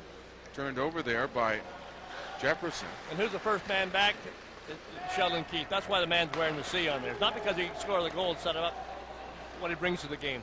Keefe looking for a man. It's Barnes back for Keefe. Well, St. Mike's showing no quit. Give them credit for that. You're darn right. It's a plus for him. Cleared out and down the ice by Dan Snyder. Icing indicated. Back to touch adjudication, and icing charge against the Owen Sound Platers with 7 minutes and 11 seconds left here in the second period. This is Owen Sound Platers hockey on Rogers Community Television. Hope you're enjoying the action. Gary Hahn along with Glen the Coach Juniper, and some talented people behind the cameras and in the truck to bring you OHL action. Hope you're enjoying the telecast wherever you may be on this snowy night in Owen Sound. Pinizzato, Karup, and Mulder for the majors. Moriarty at the left point and Boucher at the right point, although again we see the defense moving right in on the edge of the circle. It's a sharp angle shot. That's just great confidence in your centerman getting that draw to you. This is Chris Menard. Shoots the puck in. Davici got a piece of it. Now comes out to play the puck off the glass. Mulder couldn't get to it. Menard almost got tripped up. Joel Ward in the corner. Ward goes to his forehand. Watched closely by Karup. Thought about going back to Vukovic and then saw number 14 Mulder there. Cleared around the boards by Boucher. Vukovic pinches in. Mulder can't get it past to Vukovic. Good job here by Ward. Well, you see how much stronger Ward is this year. And Menard throws a check on the far side. Sulkus right there as well. Apavari moved up, and it's Vukovic at center. Right wing pass to Ward. Ward stumbled, but got the puck deep. Menard was in. Davici plays it into the corner. Chipped out, and the high rainbow by Boucher down the ice. Apavari off the board. Sulk's got a little room on the left side. Sulk into the middle for Adam Campbell. Looked like neither one wanted to shoot it. Well, Adam had his stick up, letting Sulk know he wanted it for the one-time shot, and then put the stick down and didn't take the shot. Pinizzato's wrist shot, routine stick save for Sanford. Pinizzato at the side of the goal. That's broken up, and Campbell moves it to Adam Campbell from Peter. No relation. They are not brothers. Just have the same last name. Apavari on defense with Vukovic. Apavari off the glass of the penalty bench. That's got some of the minor officials ducking on the far side. Vukovic has the puck. Looking for Peter Campbell. Pass was not meant to be. They rule no icing. Hines couldn't clear very well. Peter Campbell, Adam Campbell, his shot went wide. At the right point, it's Franson. Aaron Franson deflected out front. Davici got a piece of it, and it's picked up and carried away by Walsh. That was close. Again, Adam Campbell's where he's supposed to be. Parks himself in front of that net. Domkowitz off the boards. Walsh keeps the puck in. Wide open in front of the goal is Ellis. Ellis with his shot. That's turned aside. Good chance there for Ellis, and Curtis Sanford looks like he's got his A game going now. He's got it together. I shouldn't say going now because he made that breakaway save in the opening minute of the hockey game. He was sharp from the outset. Yeah, he comes to play. And when he does come to play, he's tough to beat. So we get an icing call, and the faceoff will come to the left of Curtis Sanford with 4 minutes and 57 seconds remaining in the second period. Don't go away. Referee Langdon advising the Toronto bench to make their line change a little quicker. Just a little sooner. Well, he knows what the weather's like. He wants to get out of Grey County as soon as he can. I don't blame him. Dave Gross will be along in our second intermission. 4 minutes and 57 seconds of playing time away. Snyder in and wins the face-off against Jefferson. Here we go. Well, Franson falls, and Franson and Barnes want to throw some. Oh, an uppercut there by Barnes. Franson knocks Barnes down, and the lines will move in, and really not much accomplished there. Not much there. Franson stepped in that one stick right on the outside of that and never could get any balance. And I don't know what brought that on, but however, I'd have to say it's been a fairly mild-mannered hockey game. Yeah, there hasn't been any good hits, whatever else. But again, you know, if you're coaching St. Michael's, and now that the flow of the game's gone the other way, you don't have it anymore like you did in the first period. Maybe now's the time you should start saying, hey, you know, let's start throwing them off their game because they're taking it to us. Well, right now the Owen Sound Platers are going to lose their overage defenseman, Aaron Franson. But the thing is, Barnes is a part of that Keith Jefferson-Barnes line that's looked so good. And so I'd say that's a fairly even trade-off. And we're going to get a chance to meet Franson in the second intermission. Well, I've liked the way he's played since he came to the Platers. That he moves the puck up the zone and he protects his own blue line. And for those not familiar, it was Sean Avery and overage defenseman Stephen Lafleur going to the Kingston Frontenacs in exchange for Aaron Franson and DJ Miracle. Now, DJ Miracle is out with a collarbone injury for likely another week and a half to 2 weeks. But I like the trade. I like the trade, with no question. Anytime somebody tells me, you know, I want to trade, I want to go over here, I'm not getting enough ice time when you're playing on the second line, you're playing on the second power play, the second man short unit, you know, you're going to get out of my town, too. As good an offensive hockey player as Sean Avery is and was here, there was times he didn't do the job on his own end of the rink, and there's times that he talked a better game than he played. Exactly right, and there's no question about his skills. No. But the thing is, he wasn't well liked by some of the teammates. You can't start criticizing your teammates openly on the game situation and then and do any good for the hockey club. No, I like Sean Avery, but I think with Larry Mavety in Kingston, he didn't get away with a lot here, don't get me wrong, but he'll get away with even less in Kingston. There's a chance where Barrett couldn't put the puck through, can't thread the needle, and back come the majors. That's a defenseman trying to do a forward job. Yes. A rookie defenseman at that. And a rookie at that. Behind the goal, looking for Keefe. Keefe into the corner. Now decides to step out. He's got the room. Scores. What a shot! Keefe with number 36 of the year. I'm going to tell you, this is why this man has what, 36 and 36 in the what's this? A 36 game. But what's the reason? This kid is a smart hockey player. You know, he's probably the size of Wayne Gretzky, but that's a smart hockey player. And look at this top shelf on that one. Whoa. Curtis center.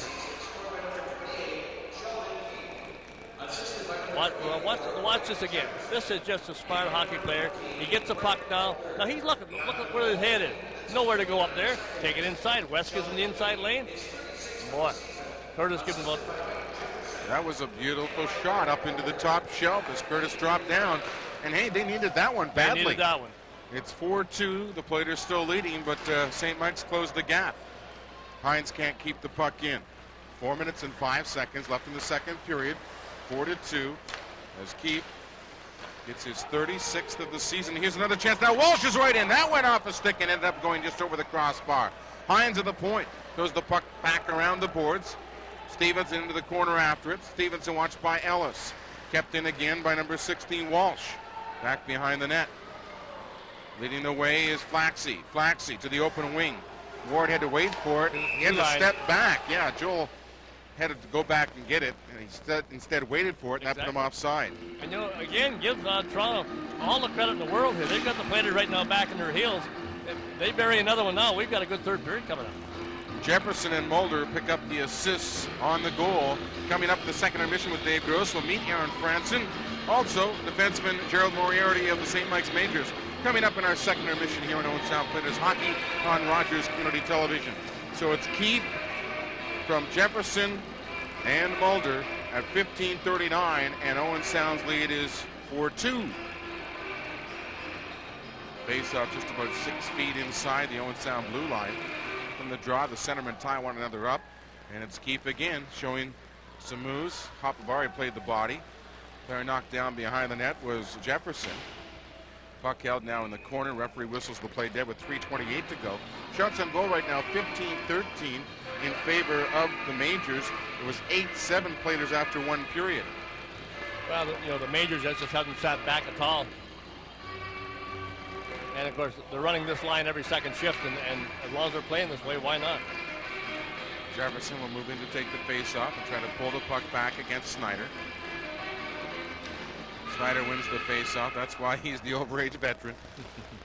Chopped out to center ice, and Snyder showing some wheels down the left side.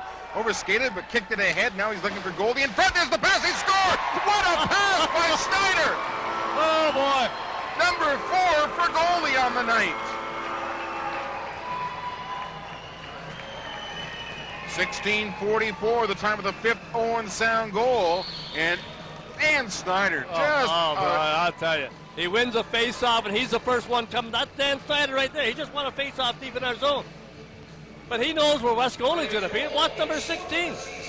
Stick down, top shelf. Watch him almost overskated here and then kick it ahead. Yeah. Beautiful. And, of course, he's going to just put it out and play. Goaltender can't get it. And I tell you.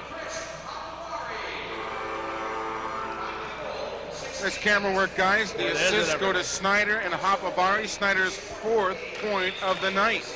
Long shot steered away by Curtis Sanford. The puck over the glass, not a play. I can watch that one again and again. No question. And again, it's just all hustle, and it's all knowing where your line mate's going to be. You know, some nights Dan Snyder, doesn't matter where the puck goes, it finds him and he finds other people. He finds it. 3 minutes and 10 seconds remaining here in period 2. And after St. Mike's had closed the gap to 4-2, the Platers come back and score their 5th goal of the night. It's 5-2 Platers from the face-off. Kazarian puts the puck in the corner. Domquist throws it to the far side. Stevenson moves it down the boards for Adam Campbell. He is checked, but it's picked up by Peter Campbell. Peter Campbell to center, 2-on-2 with Kazarian. Peter Campbell following up on the play. Here's a chance for Adam Campbell. Pad saved by DeVigi. It's Matt Ellis carrying the puck to center ice. Ellis has Simpson with him. And at the line, looks like Simpson a little too anxious. Yeah, he just, well, and then also Ellis made that deke at the blue line, and that puts your other people off. But just looking at, talking, of course, critical of West goalie there a month ago because West, for 4 or 5 games, he was on the ice, but you didn't know where he was. And I said, that man's capable. He's got to be a 30-goal scorer this year. Those 4 goals tonight puts him up into the 20 bracket right now. That's right. He's scored 17, 18, 19, and 20 here tonight. And he's got to be buying lunch for Dan Snyder tomorrow. Exactly. For a sarsaparilla or something. Whatever. Dumped in behind the net. Moving into the corner. Now we see Goff out there. Some numbers we hadn't seen earlier in the hockey game. Karup looking for Goff out front. Goff had in his feet. There's a shot that didn't get through by Nistas. And it's carried out by Joel Ward down the right side. Ward has Menard going to the net. Ward looking for Menard. There's the shot. The VG stopped it. Did it go in? Yeah. Was the net on? Jan Salk. No, that's a goal. Jan Salk went in and tapped it in and then followed through and the net come off. But the VG made the save but couldn't squeeze it, couldn't hang on to it. And at 17:40, the Platers score goal number 6. That was a strange one. Yeah, it was a strange one. The net knocked away and scrambled in the crease.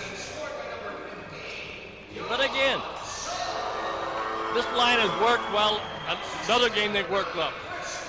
But you see where Salk is? He's coming down exactly where he should be.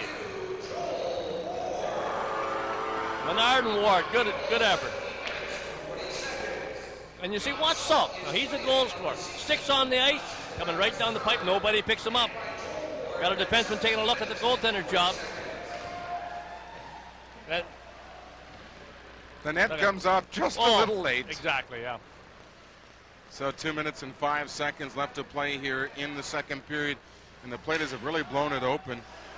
They've scored, Goalie scored 3 goals, and Salk has scored his first of the game. Menard gets 1 assist, and Joel Ward gets the other. It's 6-2.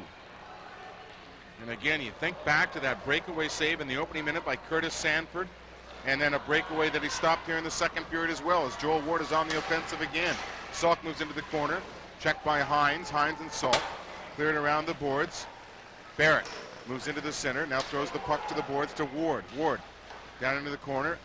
I thought they were going to cycle the puck, it didn't get there. Ward with one hand got it to Salk, almost got it across from Menard out front. Boy, St. Mike's starting to sag here big time. Exactly.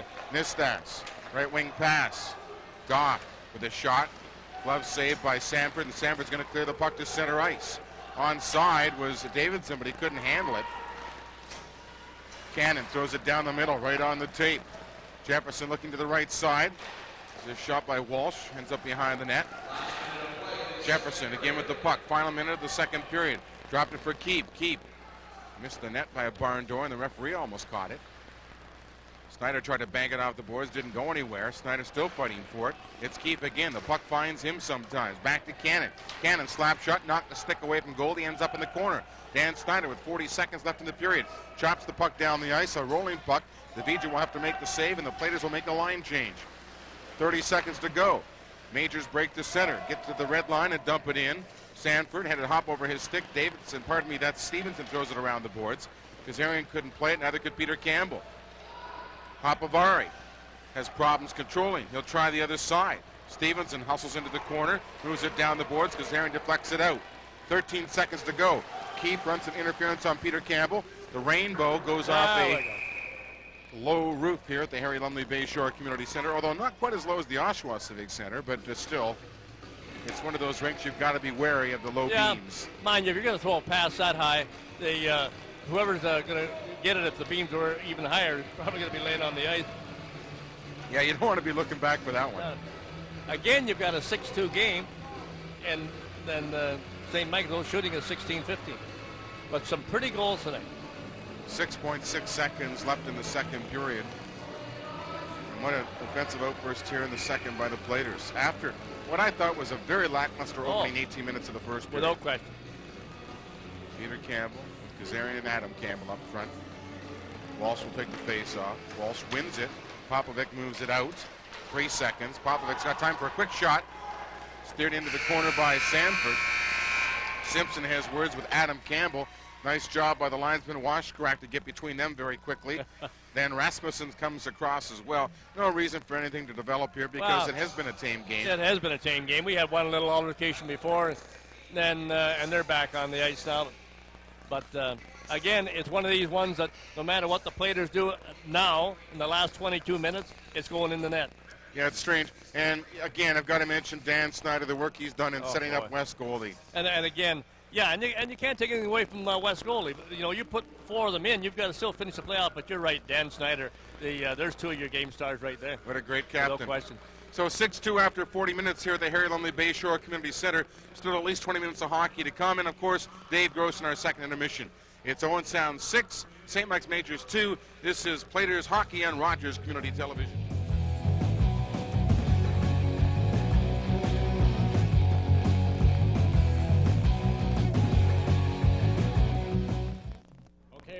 Back at the Harry Lumley Bayshore Community Center, having a little technical difficulties along with all the snow, but no difficulties, well, I like that, for the Platers so far tonight. Joining me, Aaron Franson, the newest addition to the Owen Sound Club, of course, coming across in a deal for Sean Avery, Steve LaFleur going to Kingston, and Aaron and DJ Miracle coming to the Platers. So far, so good with Owen Sound. You know, it's nice coming to a winning team, you know. I knew that Owen Sound was a good club when I got here, and it's great that we're on a run. It makes it really easy to fit into the room when everybody's in a good mood because we put a couple wins together here. You are no stranger, certainly, to the club. Tell me about the Toronto Maple Leaf camp experience. You and Dan Snyder attended the rookie camp, and were really the only invites to make it to the main camp. You know, I think we were both going in with about the same situation. We were pretty pleased to get an invite to the rookie camp, and then you know, we got on to the main camp. I think it was a little bit of a surprise for both of us, and I think we both made the best of it. You know, both had pretty good camps in Hamilton, which is where the main camp was, and it was a pretty good situation there. Tell me about last night, because another close friend of yours, Adam Mayer, played for Canada, of course. Named player of the game last night at the World Juniors for Team Canada, unfortunately losing in overtime. That must have been tough to watch. Yeah, you know, all the boys went out. We went out to Kelsey's to watch it as a team and support Mersey, and unfortunately, they came out on the short side. I thought they played really hard. You know, it was, you know, I was proud of all the guys, and unfortunately, they just the one shot went in on Luongo, and unfortunately, they didn't get the win there. Well, let's talk about our junior club here in Owen Sound, and no doubt about it, on a big roll right now, undefeated in 7, and looks like it probably will be 8 if this score holds up. What is the key to, as a newcomer, as a fresh face, a fresh set of eyes, I guess, if you will? to the dressing room. What makes this club so successful?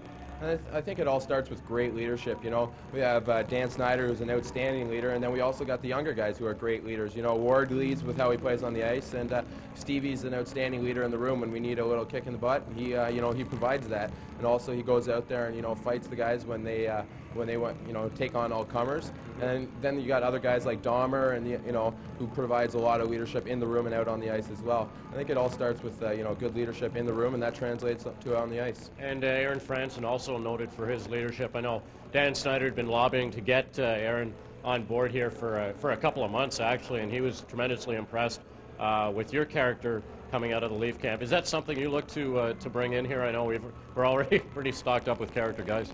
Yeah, you know, once I get a little bit more used to all the guys, you know, they've really accepted me. But once I get you know, here a little bit longer, I'll start talking a little bit more in the room. You know, I've done it a little bit so far, but once I get used to all the guys a little bit more, I think I'll get a little bit more leadership will be on my shoulders. Okay, you had an interesting start to your OHL career. You were a walk-on, were you not, with Kingston? Yeah, I was down in the States for a couple of years. I went to private school and I was going to get a scholarship, but felt it was time for me to come back home. So I decided to try out in Kingston. You know, they offered me a little bit of money to play there, you know, a little bit of a school package. And so that's what I did. You know, Kingston, it was a great situation. It was only about 2 hours from home, which is in Ottawa, and it had Queens. So it was really a no-lose situation in Kingston. And, you know, they gave me a great start out there. Talking about great starts, I guess St. Mike's had the good one in this game, but Platers came roaring back with a pair in the last minute pretty well at the first period, and really dominated the second period. What do you look for in the third? More of the same? I think we can't sit back on the lead. We don't necessarily need to press for goals, but we definitely need to keep forechecking and keep getting the puck out quick. They're a good forechecking team. They never give up. They're a little bit smaller, but they're really tenacious on the puck, and as long as we keep clearing the puck out of our zone, I think we'll be all right in the third. Okay, Aaron Francis, the newest member of the Owen Sound Platers, been here a couple of weeks and hasn't lost a game yet, so stick around, Aaron, and stick around. We'll be back with more on OHL Primetime right after this. Owen Sound Tribune. Platers held a 2-1 advantage going into the second period, and then it was the Wes Goalie show. Wes, with goal number 18, number 2 on the game, started things off at the 6:52 mark. Dan Snyder with the lone assist.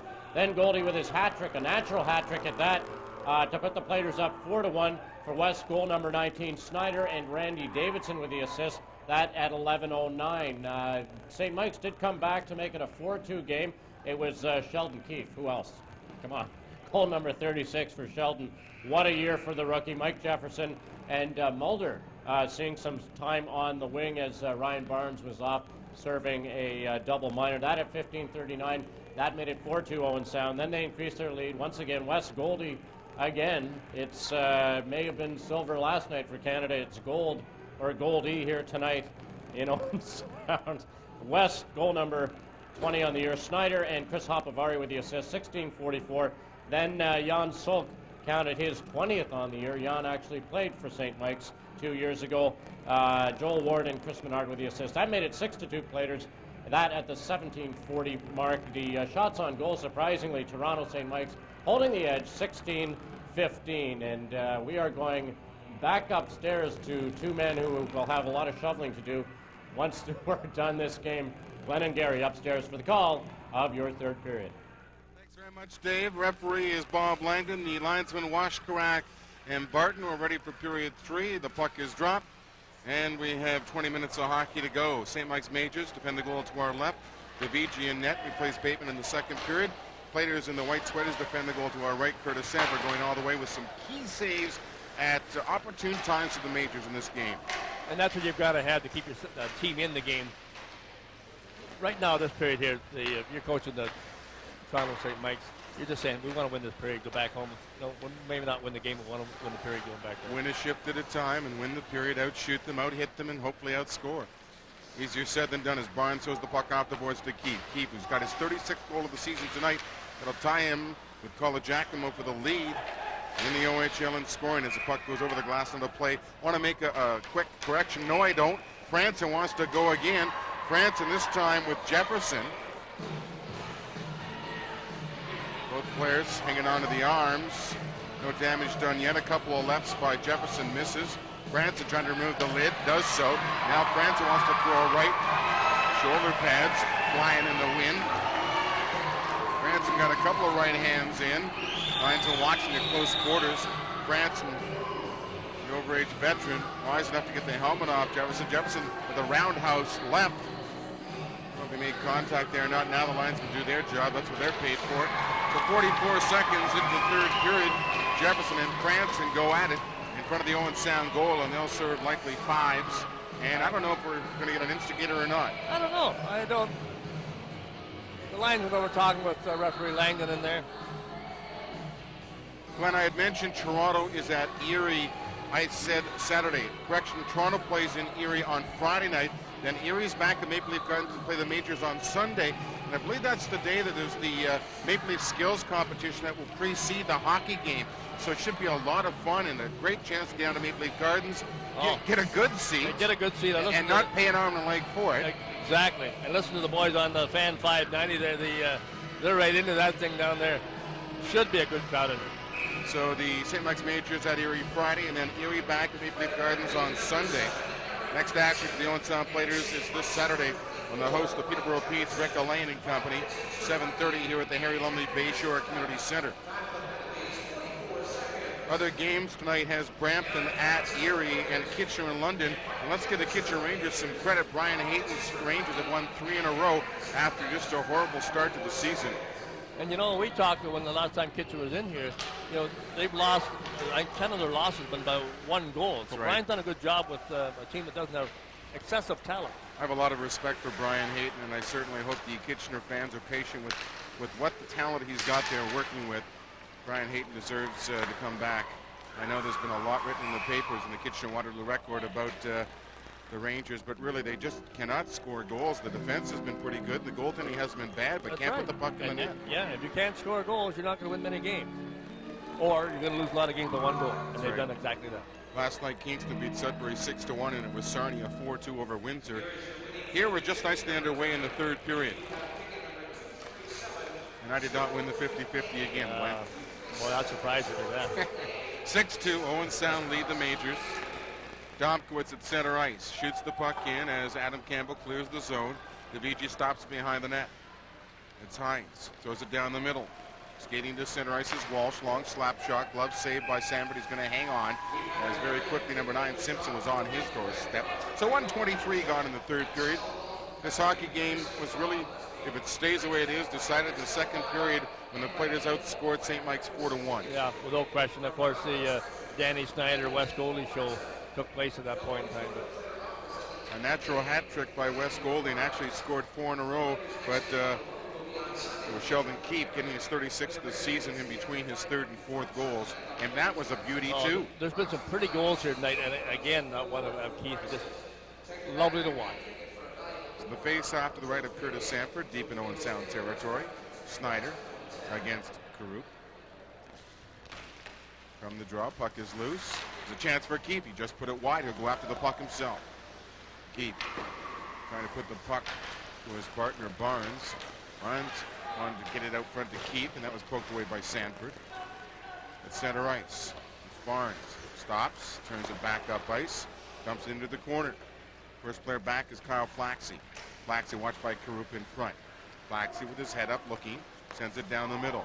Taken by Goalie, and he didn't get it where he wanted. Then Cannon has problems with it, and here's a break alone. Goalie scores! I'll tell you!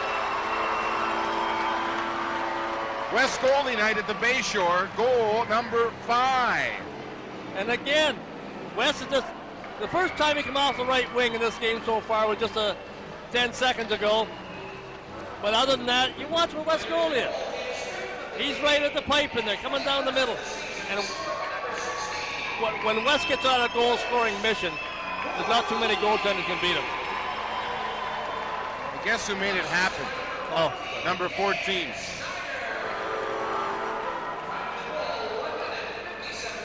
And unbelievable. Goalie gets his 21st of the season, 5th of the night. Dan Snyder gets his 5th assist, and guess what? Snyder's only assisted on all 5 of West Goalie's goals. This is Domkowitz with the puck in his own zone, throws it down the middle. Ward can't get started. Domkowitz has the puck back again. Domkowitz with Hopovari on defense. Looked like a two-line pass, but they say no. As Well, it's Ward come over and got the skates over the center line. good eyes went. In the corner, it's Mulder. Mulder tried to throw to the far side, hit a leg. Salk tried to center it right to Mulder. 3-on-2. Mulder. Mulder shoots it in. Huff couldn't get to it. It's stopped by Sanford behind the goal. 7-2. West Goalie leads the St. Mike's Majors. Just ninth underway here in the third period. Back inside the zone. It's Hopovari. Hopovari to Domkowitz. Domkowitz with a long wrist shot, a bouncer. Daviji has to play carefully, and it's picked up by Popovic. Popovic skates behind his goal, looking for a little open ice. Passes behind Matt Ellis.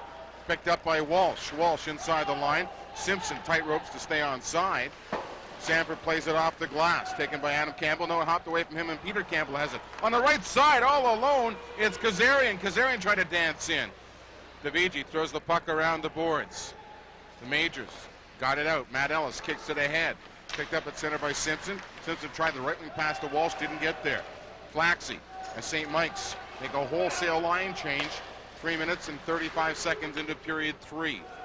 Clear down the ice, but off his stick. Yep. Back forward is Hines. It must be Kazarian who's lost his glove again. Keefe skates to center. Keefe to the blue line and over. And it's just offside. The linesman down on one knee makes the call. Look out. We've got a couple of pairings. I don't know which is the main event here. Vukovic and Sheldon Keith were going to go.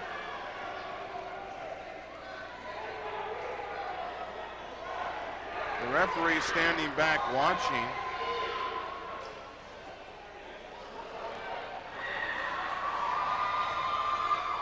Vukovic and Pinisato. Linesmen get in to break them up. And really, that was the main event. Yeah. But not a lot of punches thrown in that little quorum. Cation has words with Snyder. They talk at long range. And it's going to be Barnes and Vukovic, the major combatants. I thought it was 26. It was not. It's 25 Barnes. Yeah, it was Barnes. So 3 minutes and 50 seconds into the third period, the gloves are dropped, and let's see how it starts here going into the corner. The score is 7-2. Here's the rush by the Majors. Now watch for the stick. Vukovic's stick came up. They took a slash, and then a glove to the face, and then they say, well, no. Coming in late was Barnes. Yeah, Barnes actually. He stepped in for Keefe. Yeah. Keefe skated away, and Barnes decided that he would take on Vukovic. Barnes could be a third man in. Yeah, I think that's the call. He's been already escorted to his dressing room at the south end of the Bayshore. And referee Bob Langdon has to sort things out as they sort out the gloves and sticks. Really, this has not been an overly physical junior hockey game. No. Maybe some frustration on the St. Michael's part, because certainly for the first 18 minutes of the first period, they could have actually maybe even put the Platers away in that 18 minutes there. Of course, someone just joining the telecast light says, what are these guys talking about? But in the opening minute, Curtis Sanford made an outstanding stop on Jefferson, a breakaway, and kept the score scoreless. St. Mike's did score the first goal. It was Barnes at 4:46. And then at 18:43 that first period, Peter Campbell tied the game, and at 19:02, Goldie made it 2-1. That's the way the first period ended. But really, and we watch Owen Sound all year. They didn't deserve to come out of that first period ahead 2-1. No, exactly. And then the second period, Goldie, Keefe, Goldie, and Platers Salt. penalty to number 26, Nick Vukovic, 5 minutes for fighting. And to St. Mike's, number 25, Ryan Barnes, 2 minutes for charging, 5 minutes for fighting, and a 10-minute misconduct. Time of the penalty, 3 minutes, 50 seconds. Nick Vukovic, 5 minutes for fighting.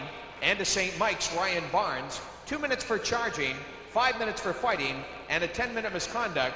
Time of the penalties, 3 minutes, 50 seconds. On the OHL out-of-town scoreboard after 2, Kitchener leads London 3-2, and Brampton leads Erie 5-4. How do you do? There you go. Brampton ahead of Erie. That's good news for the Platers. Great news for the Platers. Because in the Midwest, Owen Sound trying to stay ahead of the Erie Otters in the battle for second. And Kitchener ahead of London. No, again, you talked about the Brian Hayden, the job he's doing with that Kitchener team. I just hope they show a little patience in the Twin Cities with Brian Hayden and Well, the Kitchener, a new general manager just learning the league as well. Exactly, but also Kitchener got the three of the top players back in their lineup the last 2 weeks. That's Yeah, Wes Jarvis and help me out here now. Oh, yeah. 3 players just rejoined, but Wes Jarvis is the key. And Wes Jarvis is the player we hear could be moved before the trade deadline to either Ottawa or Barrie. There's talk of it. So the rich may get richer Oh, there. boy. Trade deadline is January the 11th in the Ontario Hockey League. Oddly enough, this is only the second power play of the hockey game. All there is to it. And it's the second one for the Owen Sound Platers. Let's see how they react here. 3 minutes and 50 seconds into the third period. Owen Sound leading 7-2, and they have the extra skater for the next minute and 55 seconds. It's dumped in by Snyder, stopped behind the net by DeVigi. DeVigi throws it around the boards, stopped on the far side, into the corner. There's a chance for Davidson, had it poked away from him by Popovic. At the side of the goal, Snyder tried to step right out. Pardon me, that was Goalie. That was Wes Goalie. He's got enough. But you see what Wes is doing? He's staying home. He owns his lane over there. What a night for Wes Goalie. He's only scored 5 times, and he has the puck right now. Goalie over center, inside the blue line. Everything he touches seems to go in. Centered it for Snyder. Snyder's backhand shot ends up in the corner. Davidson challenging in the corner. Goalie's there as well. Held against the boards by Moriarty. Walsh battles for it. Davidson back to the point to Flaxey. He throws it deep to Goalie. Everybody wants to pass to Goalie. He'll get a point. Here's Flaxey, fakes the shot to Domkowitz. Couldn't handle it, and it's taken by Karup and sent down the ice. St. Mike's changed their penalty killers, and Dave Siciliano sends his second power play unit over the boards. It's Salk with Ward and Menard up front. There's an errant pass that's picked off by Nistas, and he's sent it back for Cation, but Cation couldn't handle it. It looked like a good play to eat up the penalty clock, but it got away from Cation. And here's Flaxey now keeping the puck into Joel Ward. Back to Domkowitz. Domkowitz wasn't going to tee it up. He was looking for a pass. It went off his stick, ends up behind the goal. Ward is there again into the corner. Jan Salk with the puck, looking back to the point to Domkowitz. Domkowitz across to Flaxey. Flaxey with a low wrist shot, knocked down in front of the goal. Backhanded out by Nistas. And again, St. Mike's will change their penalty killers with 18 seconds left in the Owen Sound power play. Ward takes the pass, got it inside the line. Hands it to Salk into the corner. Salk wants to get it out front. DeVigi made the save. Puck is collected by Karup. Karup can't get away from Joel Ward with it. Ward back to the point. Hopovari back to Ward along the boards.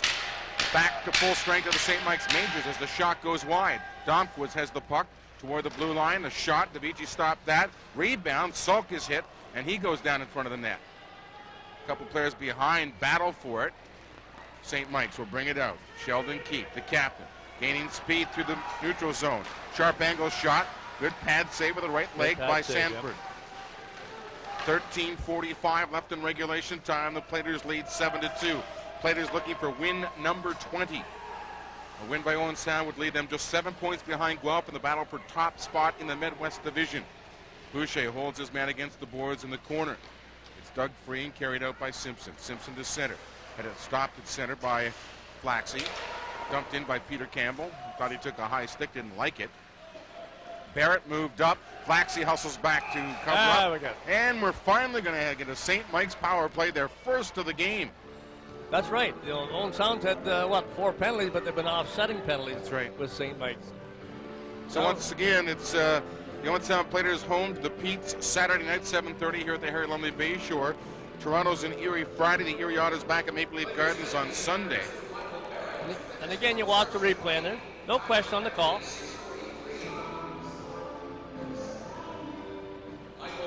Then he gets a hook. He's gonna, hook on the he's arm. getting right on there. Could be embellished a little bit. Well, yeah, but when you're striding to death like that, and especially when a referee sees a defenseman who's got caught, he knows darn well he's going to try to slow him down like that. So let's see the Majors power play. Ellis on the right side. On the left side is Cation. Karup centers, and Keith has the puck. Well, Keith go back on the point in that situation. Good move.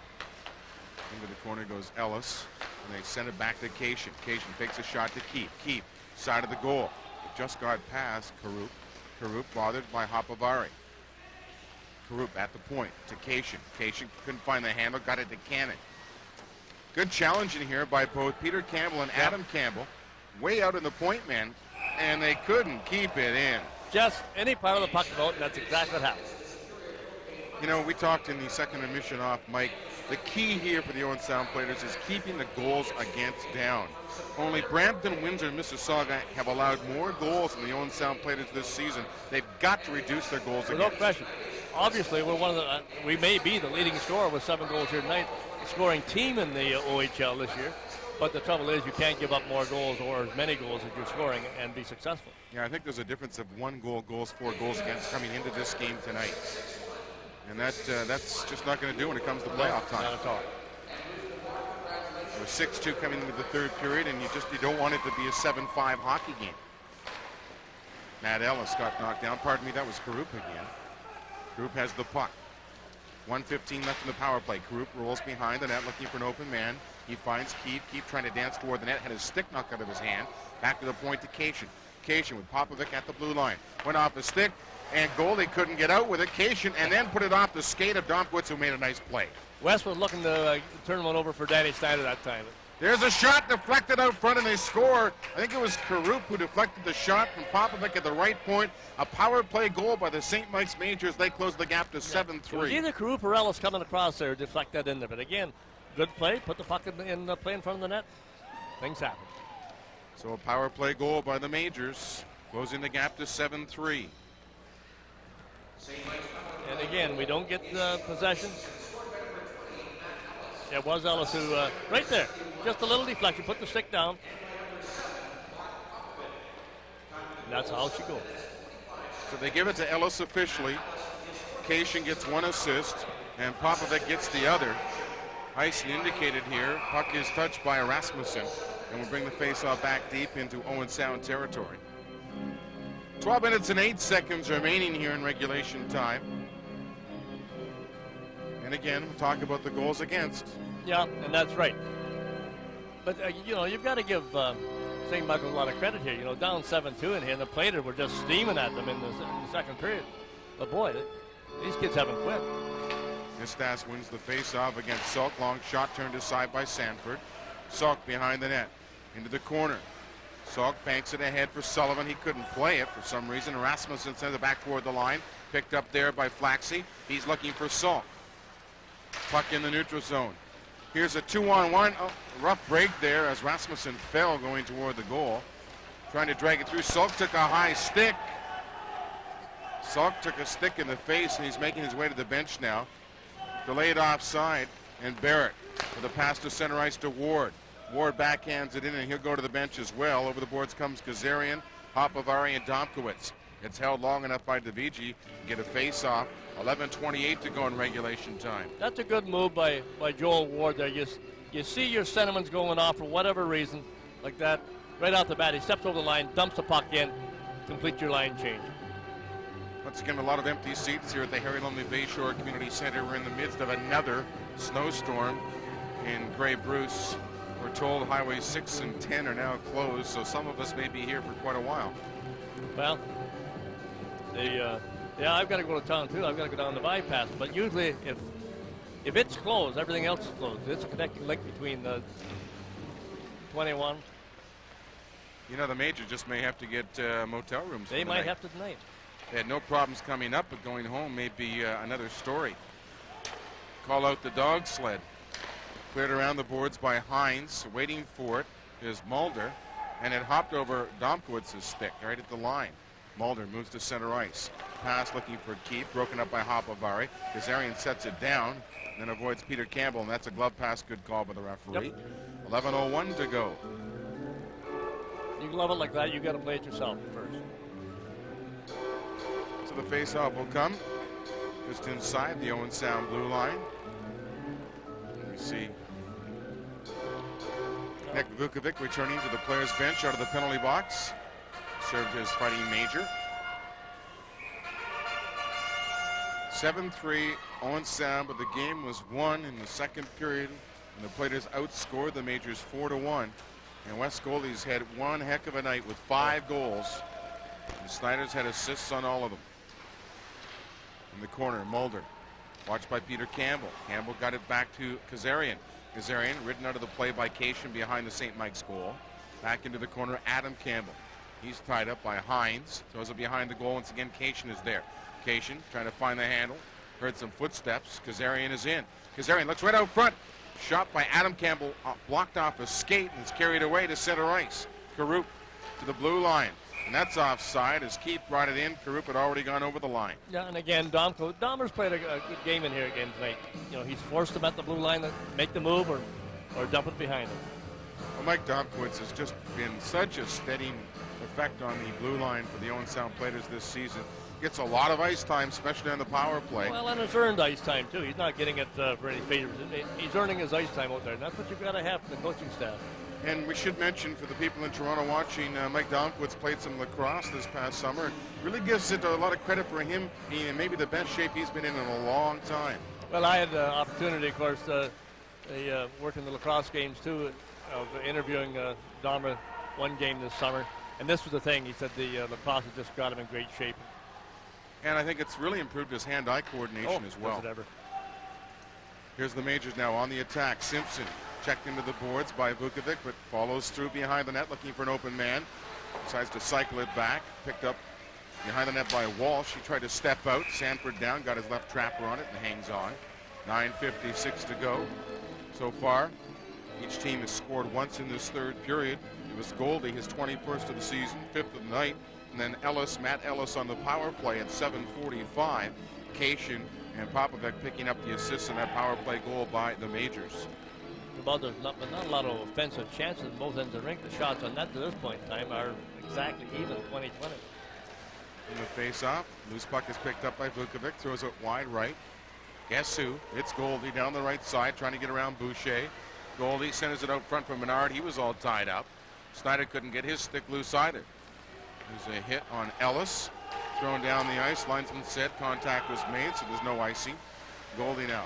Vukovic behind his own goal. Challenge there. Tried to hold it against the net for a whistle. Now Snyder in to help out. Vukovic battling both Simpson and Ellis. Puck loose along the boards. Ellis throws it deep for Simpson. Simpson tried to put it back for Ellis. Flaxey was there. Menard chops it away from Rasmussen, and it ends up at center ice. Walsh cross ice. Both teams want to make a change. Just over 9 minutes to go. Routine save there by Sanford. Picked up by Vukovic. Vukovic trying to dance away from his check. Throws it down the wing. Joel Ward has to stop. Pokes it down the boards. The Majors at center ice. Trying to dance inside the line was Nistas. Didn't get far. Sulk, who took that high stick earlier, obviously is all right. He's back on the ice. Lost the puck. Down the left side goes Walsh. Walsh with a drop pass there for Nistas. Sanford made the save, covered the rebound as well. And a nice job by Hoppenbar to pick up his man, let him know he was there. Exactly right, yeah. We'd like to thank the staff at Burger King on 10th Street West for supplying burgers and fries and drinks for the staff of Rogers Community Television here in Owen Sound. Much appreciated, Burger King, 10th Street West. They're awful good, because I know the crew gets down here pretty early from the LPB to it. I get the feeling I'm going to have to shovel some snow when I get home tonight. Yeah, I got that awful feeling. May have to shovel some snow before we get out of the parking lot tonight. 8:47 left in regulation time. 7-3 Platers. Owen Sound will be at home Saturday to the Pete's, then travel to Barrie on Sunday. Face-off won by the Majors. Here's Keith, always dangerous in the offensive zone. 36th goal tonight for Sheldon Keith. You know, I had a scout from North Bay tell me he looks a little bit like Dave Keon when he played junior. What a compliment that is. What a compliment it is. The other comparison I'd like to make is Brian Campbell reminds me a little bit of Bob Orr when I watched him at the World Junior Championships. What I liked about Campbell in most of those games out there, when he did make a good rush down there, as soon as all of a sudden the play wasn't successful deep, first man back was Campbell. And Adam Mayer will be back Saturday night to play against the Pete's as icing is called. Adam Mayer named the most valuable player on the Canadian team in the gold medal game. And, you know, it's so hard for the Canadian team to realize how much they accomplish when they lose the gold medal game to the Russians. But eventually they will realize they had a great tournament. And after an 8th place finish, second in the world isn't too bad. Well, it gets us back to the respectability that Canadian hockey has to have. And it's just a matter of it was just a situation. They had to meet the Swedes in that semifinal game, and didn't have a lot left. Didn't have a lot left, is right. No excuses. Popovic throws it around the boards. Ellis was waiting for it, took a weird hop. Popovic will pick it up himself and carry it through center ice inside the line. Simpson with his shot. That missed on the short side. Walsh has got the rebound, throws it toward the goal, but it missed. Trying to track it down is Popovic again. He's played pretty well tonight. Done right. A couple of defensive miscues by the Majors have really hurt them in this game. Boucher winds up. There's his shot in a crowd. Somehow Sanford saw it and hangs on. He had 1, 2, 3, 4, 5 players standing in front of Curtis Sanford, and somehow he saw the puck en route, made the save, and hangs on with 7:43 to go. And this is what the defensive people, and I say defensive people because if the centerman comes back or wing comes back, he becomes a defensive person. They've got to clear that zone in front of that net so the goaltender can see the puck coming in. One thing you notice about a lot of mobile defensemen that like to shoot the puck, they'll take a stride or two left or right when they get the puck, looking for that lane. Exactly. And also a lot of times you move over like that, the goaltender doesn't see you move, then you got a back corner, something like that to shoot to. Walsh in to take the face-off against Campbell. Peter Campbell wins it to the end boards. It rolls to Sanford. He's not going to take any chance here. Curtis Sanford came into the game with a 4.14 goals against average, 15 wins, 11 losses, 5 ties, a .890 save percentage. And I think for Curtis to be happy with his season, he would love to get his goals against under 4. Yeah, and the thing is, it has been coming down slowly, but once it gets up to, I think at one point it was about 4.65, then it's hard to get it down. Popovic moves in from the point in the slot. A high shot, that just missed. Popovic's had a pretty good second half of this third period. Yeah, Lots of chances and played well on his own end as well. All the way back goes Boucher. Boucher behind his own goal. Watched by Kazarian. Throws it down the middle, deflected to center ice. Barrett is there, hands it to his partner Domkowitz. Domkowitz down the middle, off the stick of Peter Campbell. Inside the line, both Adam Campbell and Kazarian were looking for it. DeVigi clears it around the boards. Popovic has it again. Popovic backed it off the boards. It went off an Owen Sound stick, so there's no icing. And St. Mike send 5 players over the boards. Owen Sound changing as well. Less than 7 minutes to go in regulation. There's a lead pass by Domkowitz, broken up by Rasmussen. Off the stick of Goff at center. Goff got it back again, throws it in deep to Owen Sound territory. Papavari to the boards for Menard. Menard gave it away in a bad breakout. Flaxey clears it off goaltender Sanford's stick. Picked up by Pinizzato. Pinizzato checking at the end boards. Puck loose around the boards. Nobody can find the handle. Looks like Flaxey had a pretty good job in a couple of sticks. Flaxey played a much better game tonight because he stayed home and done his job on defense first. And there's been a couple of times he's covered for defensemen who have been caught too and done that well. Joel Ward can't get through this time. Nice job defensively by Moriarty. And now Ward and Moriarty wanted to go. You met Gerald Moriarty in the second intermission with Dave Gross, and now he gets his moment in the spotlight here with Joel Ward. Oh, 2 tough kids in there. And a couple of big guys. Ooh. Moriarty, even though he can't find the arm, is throwing some. And then he throws Ward down and lands on top of him. This is one part of the game that normally you don't see Joel Ward. He plays a good physical game and everything else, but as far as the fisticuff goes, I can't remember the last time I've seen Joel get into a major for fighting. But. So they head to the penalty box with 6 minutes and 8 seconds left in regulation time. And Owen Sound leading 7-3. If you joined us late, it was 2-1 Owen Sound after one period, thanks to a couple of late goals in the opening period. And then an explosion in the second period called West Goalie. Goalie got a natural hat trick, scored the second goal in the first period, and 2 straight to start the second period. And after 40 minutes, it was 6-2 Owen Sound Platers over St. Mike's. Each team has added a goal here in the third. 7-3 Owen Sound leading the majors with 6 minutes and 8 seconds to go. There's Captain Dan Snyder. The Elmira native has had a heck of a game. He has set up every West Goldie goal. And of course, at this point in time right now, West is sitting with 5 goals for the night. Take West and Dan Snyder over the lineup, we're losing this game 3-2. Yeah. It's the way he set up the goals tonight. Boy, some pretty ones. Papavari backhands the puck into the major zone. Back is Hines off the glass. It'll be Flaxey in his own zone. Less than 6 minutes to go. Kyle Flaxey, a couple of nice head fakes, throws it wide right. Peter Campbell inside the line with Kazarian and Adam Campbell. Good defensive play by Hines, didn't let Campbell get through with the puck. Cation guards the net in front, into the corner. Kazarian watched by Cation. Centered again. Adam Campbell trying to cycle it into the corner, and it's Simpson who clears it out. Matt Ellis chases, and it rolls in front of the bench. Adam Campbell taken out by Cation. Cation with a cross-check on Adam Campbell, and that's enough for Adam Campbell to go, and Campbell can duke him. Adam Campbell. They get one helmet off. Campbell's comes off. Now Cation's is off. Look at that left hand. Look out. Oh, there was a quality left hand and a right as well. Yeah, Mr. Cation, he got stung on that one. Cation threw the first cross-check, and that was all Adam Campbell needed. That's what Adam Campbell's going for. Cation's got cut pretty good. That he got a right hand and he got a square. He's going to the dressing room right now for the repairs. He's bleeding pretty good.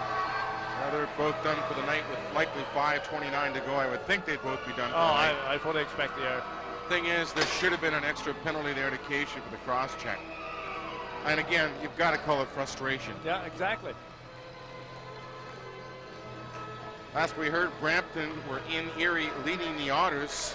And here in Owen Sound, they're cheering for the Brampton Battalion because Erie trying to catch Owen Sound for second spot in the Midwest Division and Kitchener in London tonight. And they were leading the Knights, the Rangers. The Rangers have won 3 in a row. Wait for the referee, Bob Langdon, to make the call over the penalty bench. He talks to the two captains, Keith and Snyder. Now they'll return to their respective benches and let the coaches know what's going on, and then we'll find out eventually. Yeah, it'll be up there. So we have 5 minutes and 29 seconds left in regulation time. Hope you're enjoying the Ontario Hockey League here on Rogers Community Television. Well, we got the extra on this one. So Adam Campbell picks up an extra minor penalty, and the Majors will have another power play by the look of things. He's getting the aggressor on the fighting Major. There was no cross-checking call, obviously. Well, the referee likely saw the retaliation. That's exactly how it came down. It's always the case. Here's the Number call. 28, Adam Campbell. 2 minutes for instigating, 5 minutes for fighting, and a 10-minute misconduct. And to St. Mike's number 71, Sean Cation, 5 minutes for fighting. Time of the penalties, 14 minutes, 31 seconds. Adam Campbell, instigating, a fighting major, and a 10-minute misconduct.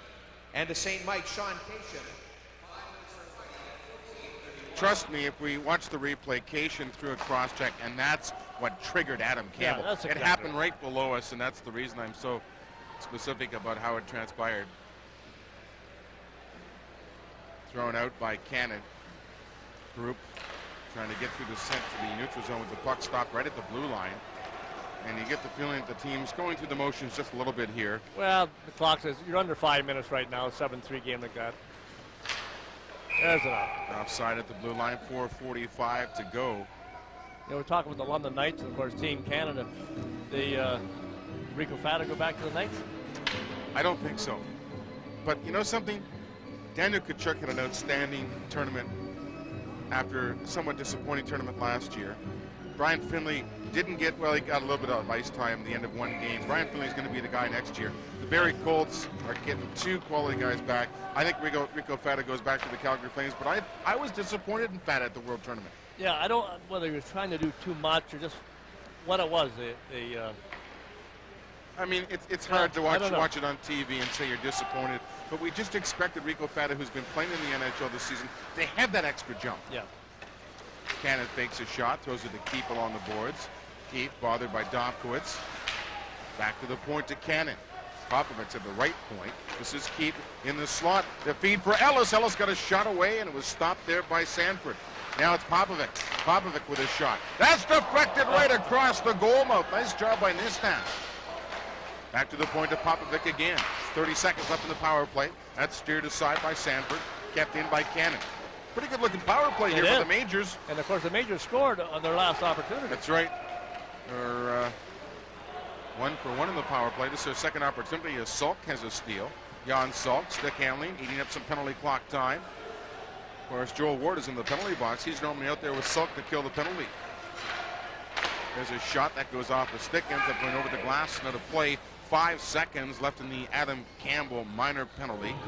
And 3:34 to go in regulation time. Once again, I just want to reiterate the fact that Canada should not be disappointed in their effort at the World Junior Hockey Championship. And what a job Winnipeg did in hosting the event. Oh, boy, can I tell you. 170-some thousand fans paid to see the junior hockey tournament. Looking forward to talking to Adam Mayer when he gets back here in Owen Sound.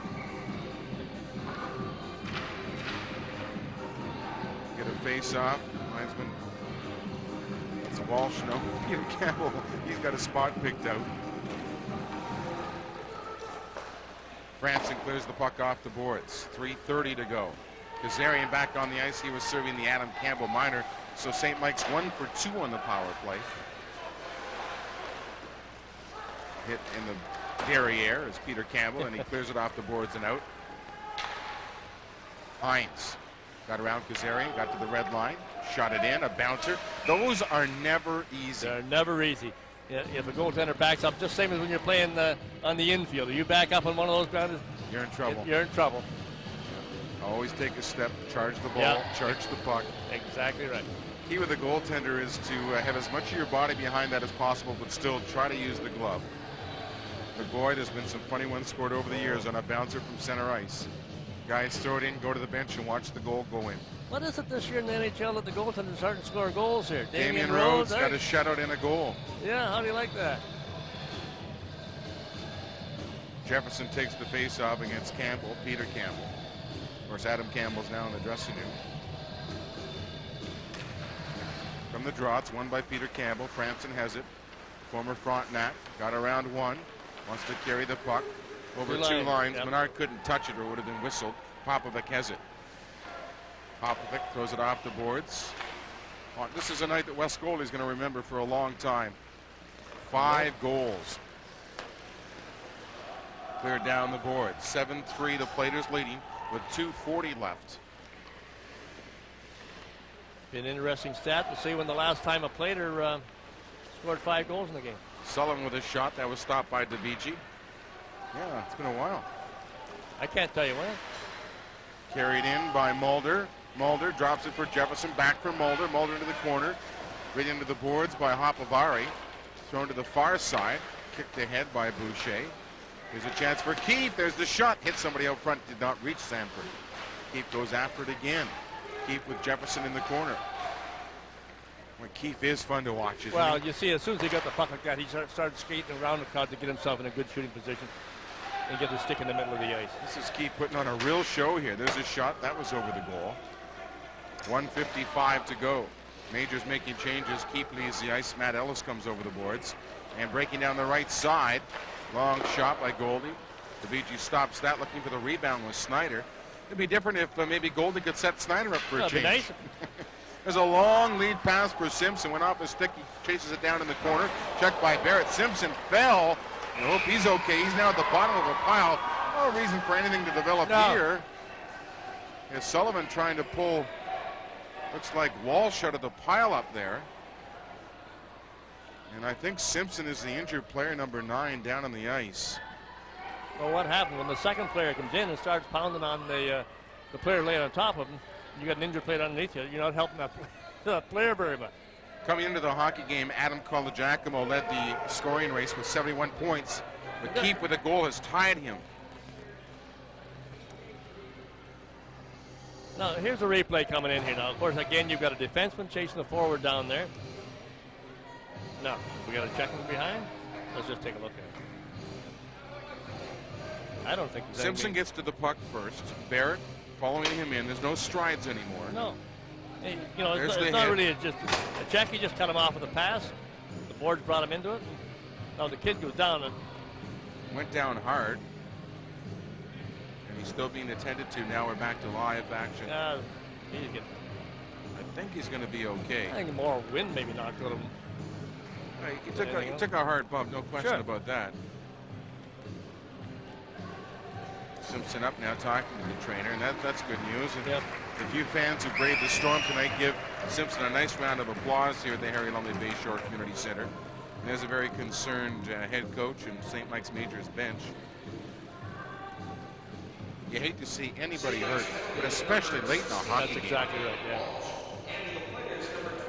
Nice skating off. 2 minutes each for roughing. Time of the penalty, 18 minutes, 28 seconds. Ryan Walsh of the Majors and Brent Sullivan of the Platers. Just took an awkward fall into the boards. And he'll go to the bench, which is good news. Goes to the dressing room, and you got to feel a little more concerned. Getting back to the scoring parade, Adam Colagiacomo of the Whalers came into the hockey game this night with 71 points, and Sheldon Keefe for the goal has tied him with 36 goals, 35 assists, 71 points. Did Keefe not get an assist in that first goal? Let me do a quick check. Yes, he did. So he's now leading. 36-36. Not bad for a rookie in the OHL. 1:25 to go. Your mind's sharper than I thought. Oh, it's just amazing. Brought ahead by Jefferson, rolled off his shoulder. Salk checking at center ice with Kazarian. Here's Kazarian, Brian Kazarian, the Owen Sound native with a slap shot, turned aside by DeVigi. In on top of it quickly is Davidson, throws it deep. Kazarian out front for Salk. Oh, good stop save. by DeVigi. Nice setup too. Good passing, good read. And again, you can hear Salk call for that. Right now, the buzzer goes to the penalty bench as we have a couple of combatants ready to return to the ice after their fighting majors have expired. If we get a chance to see this again, watch the read, watch the perfect pass, and an equally perfect save by Patrick DeVigi. 62 seconds left in the hockey game. So the penalty benches are empty. Let's hope they stay that way. But that's a good move by the minor officials over there, because both players coming out of that penalty box, they're letting the linesman know that, hey, we got the boys coming on. Just in case. Just in case is right. From the draw, into the corner it goes, final minute. Sent around the boards by Moriarty. Franson has it at center to his partner Hopovari. Hopovari down the wing, nobody there. It's Jefferson with the puck. He flips it toward the Owen Sound line. Broken up by Franson. Jefferson takes the pass from Mulder. Back for Mulder. Going to the net was Pinizzato, but it didn't get there. Jefferson in the corner. Checked by Franson to the far corner. Mulder has Pinizzato moving in. There's the pass to Pinizzato. Jefferson out front. Almost worked. The pass was in his feet. 20 seconds to go. Pass too far ahead of Kazarian. Back in his own zone, it's Aaron Franson. Both teams making some late changes here. 14 seconds left. Sent down the ice, but they ruled that number 10, Boucher, could have played it. Yeah. And we're going to keep a very close eye. The linesman concerned about a couple of players. 3 seconds. There's a long shot. Bounces off the net. Sanford out. Buzzer goes, and the hockey game is over. So win number 20 by the Owen Sound Platers as they improved to 20, 15, and 5. St. Mike's Majors fall to 11, 22, and 4. But the key here is now just 7 points behind the Guelph Storm in the battle for top spot in the Midwest. That's the thing. They've got some momentum going right now. They're going to get Mayer back in the lineup on Saturday night. Each week they're going to get another player back, sort of thing, coming off the injury. And then with the momentum coming in with these players coming back, the players are getting stronger. Yeah, you would think with Adam Mayer coming back Saturday, it's going to be a little boost of adrenaline for the Platers. Oh, it's got to be. And, you know, and they've got to come back like that with Adam coming into the lineup now. He may be on a bit of a downer himself. It's hard to say when he puts the blades on again. But the rest of the players got to pick him up, and they've got to show him, say, hey, you know, we maybe can't play as good as you did in the juniors, but we're going to show you how well we can play. We're going to go downstairs. Dave Gross has a summary of the third period. Don't go away. We'll come back with a 3-star selection. A 7-3 final as Owen Sound defeat the St. Mike's Majors. Let's go downstairs and join David Gross. All right, a 7-3 final for the Owen Sound Platers here. Came out slow in the first period, but pretty well since about 2 minutes to go in that first period. Owen Sound really dominated. Just 2 goals to tell you about in the third. Wes Goldie, his 5th on the night from Dan Snyder, his 5th assist. That made it 7-2 Owen Sound. St. Mike's in on the power play. It was Ellis from Cation and Popovic. That at 7:45. That made your final 7-3 Owen Sound. Now back upstairs to the guys for final thoughts and the 3-star selections. Well, we're just getting the 3 stars announced here. 3rd star in the hockey game, defenseman Nick Vukovic. The 2nd star, Dan Snyder. Snyder had 5 assists. No doubt who the number 1 star in this one is. How can you score 5 goals in a game and not get 1st star?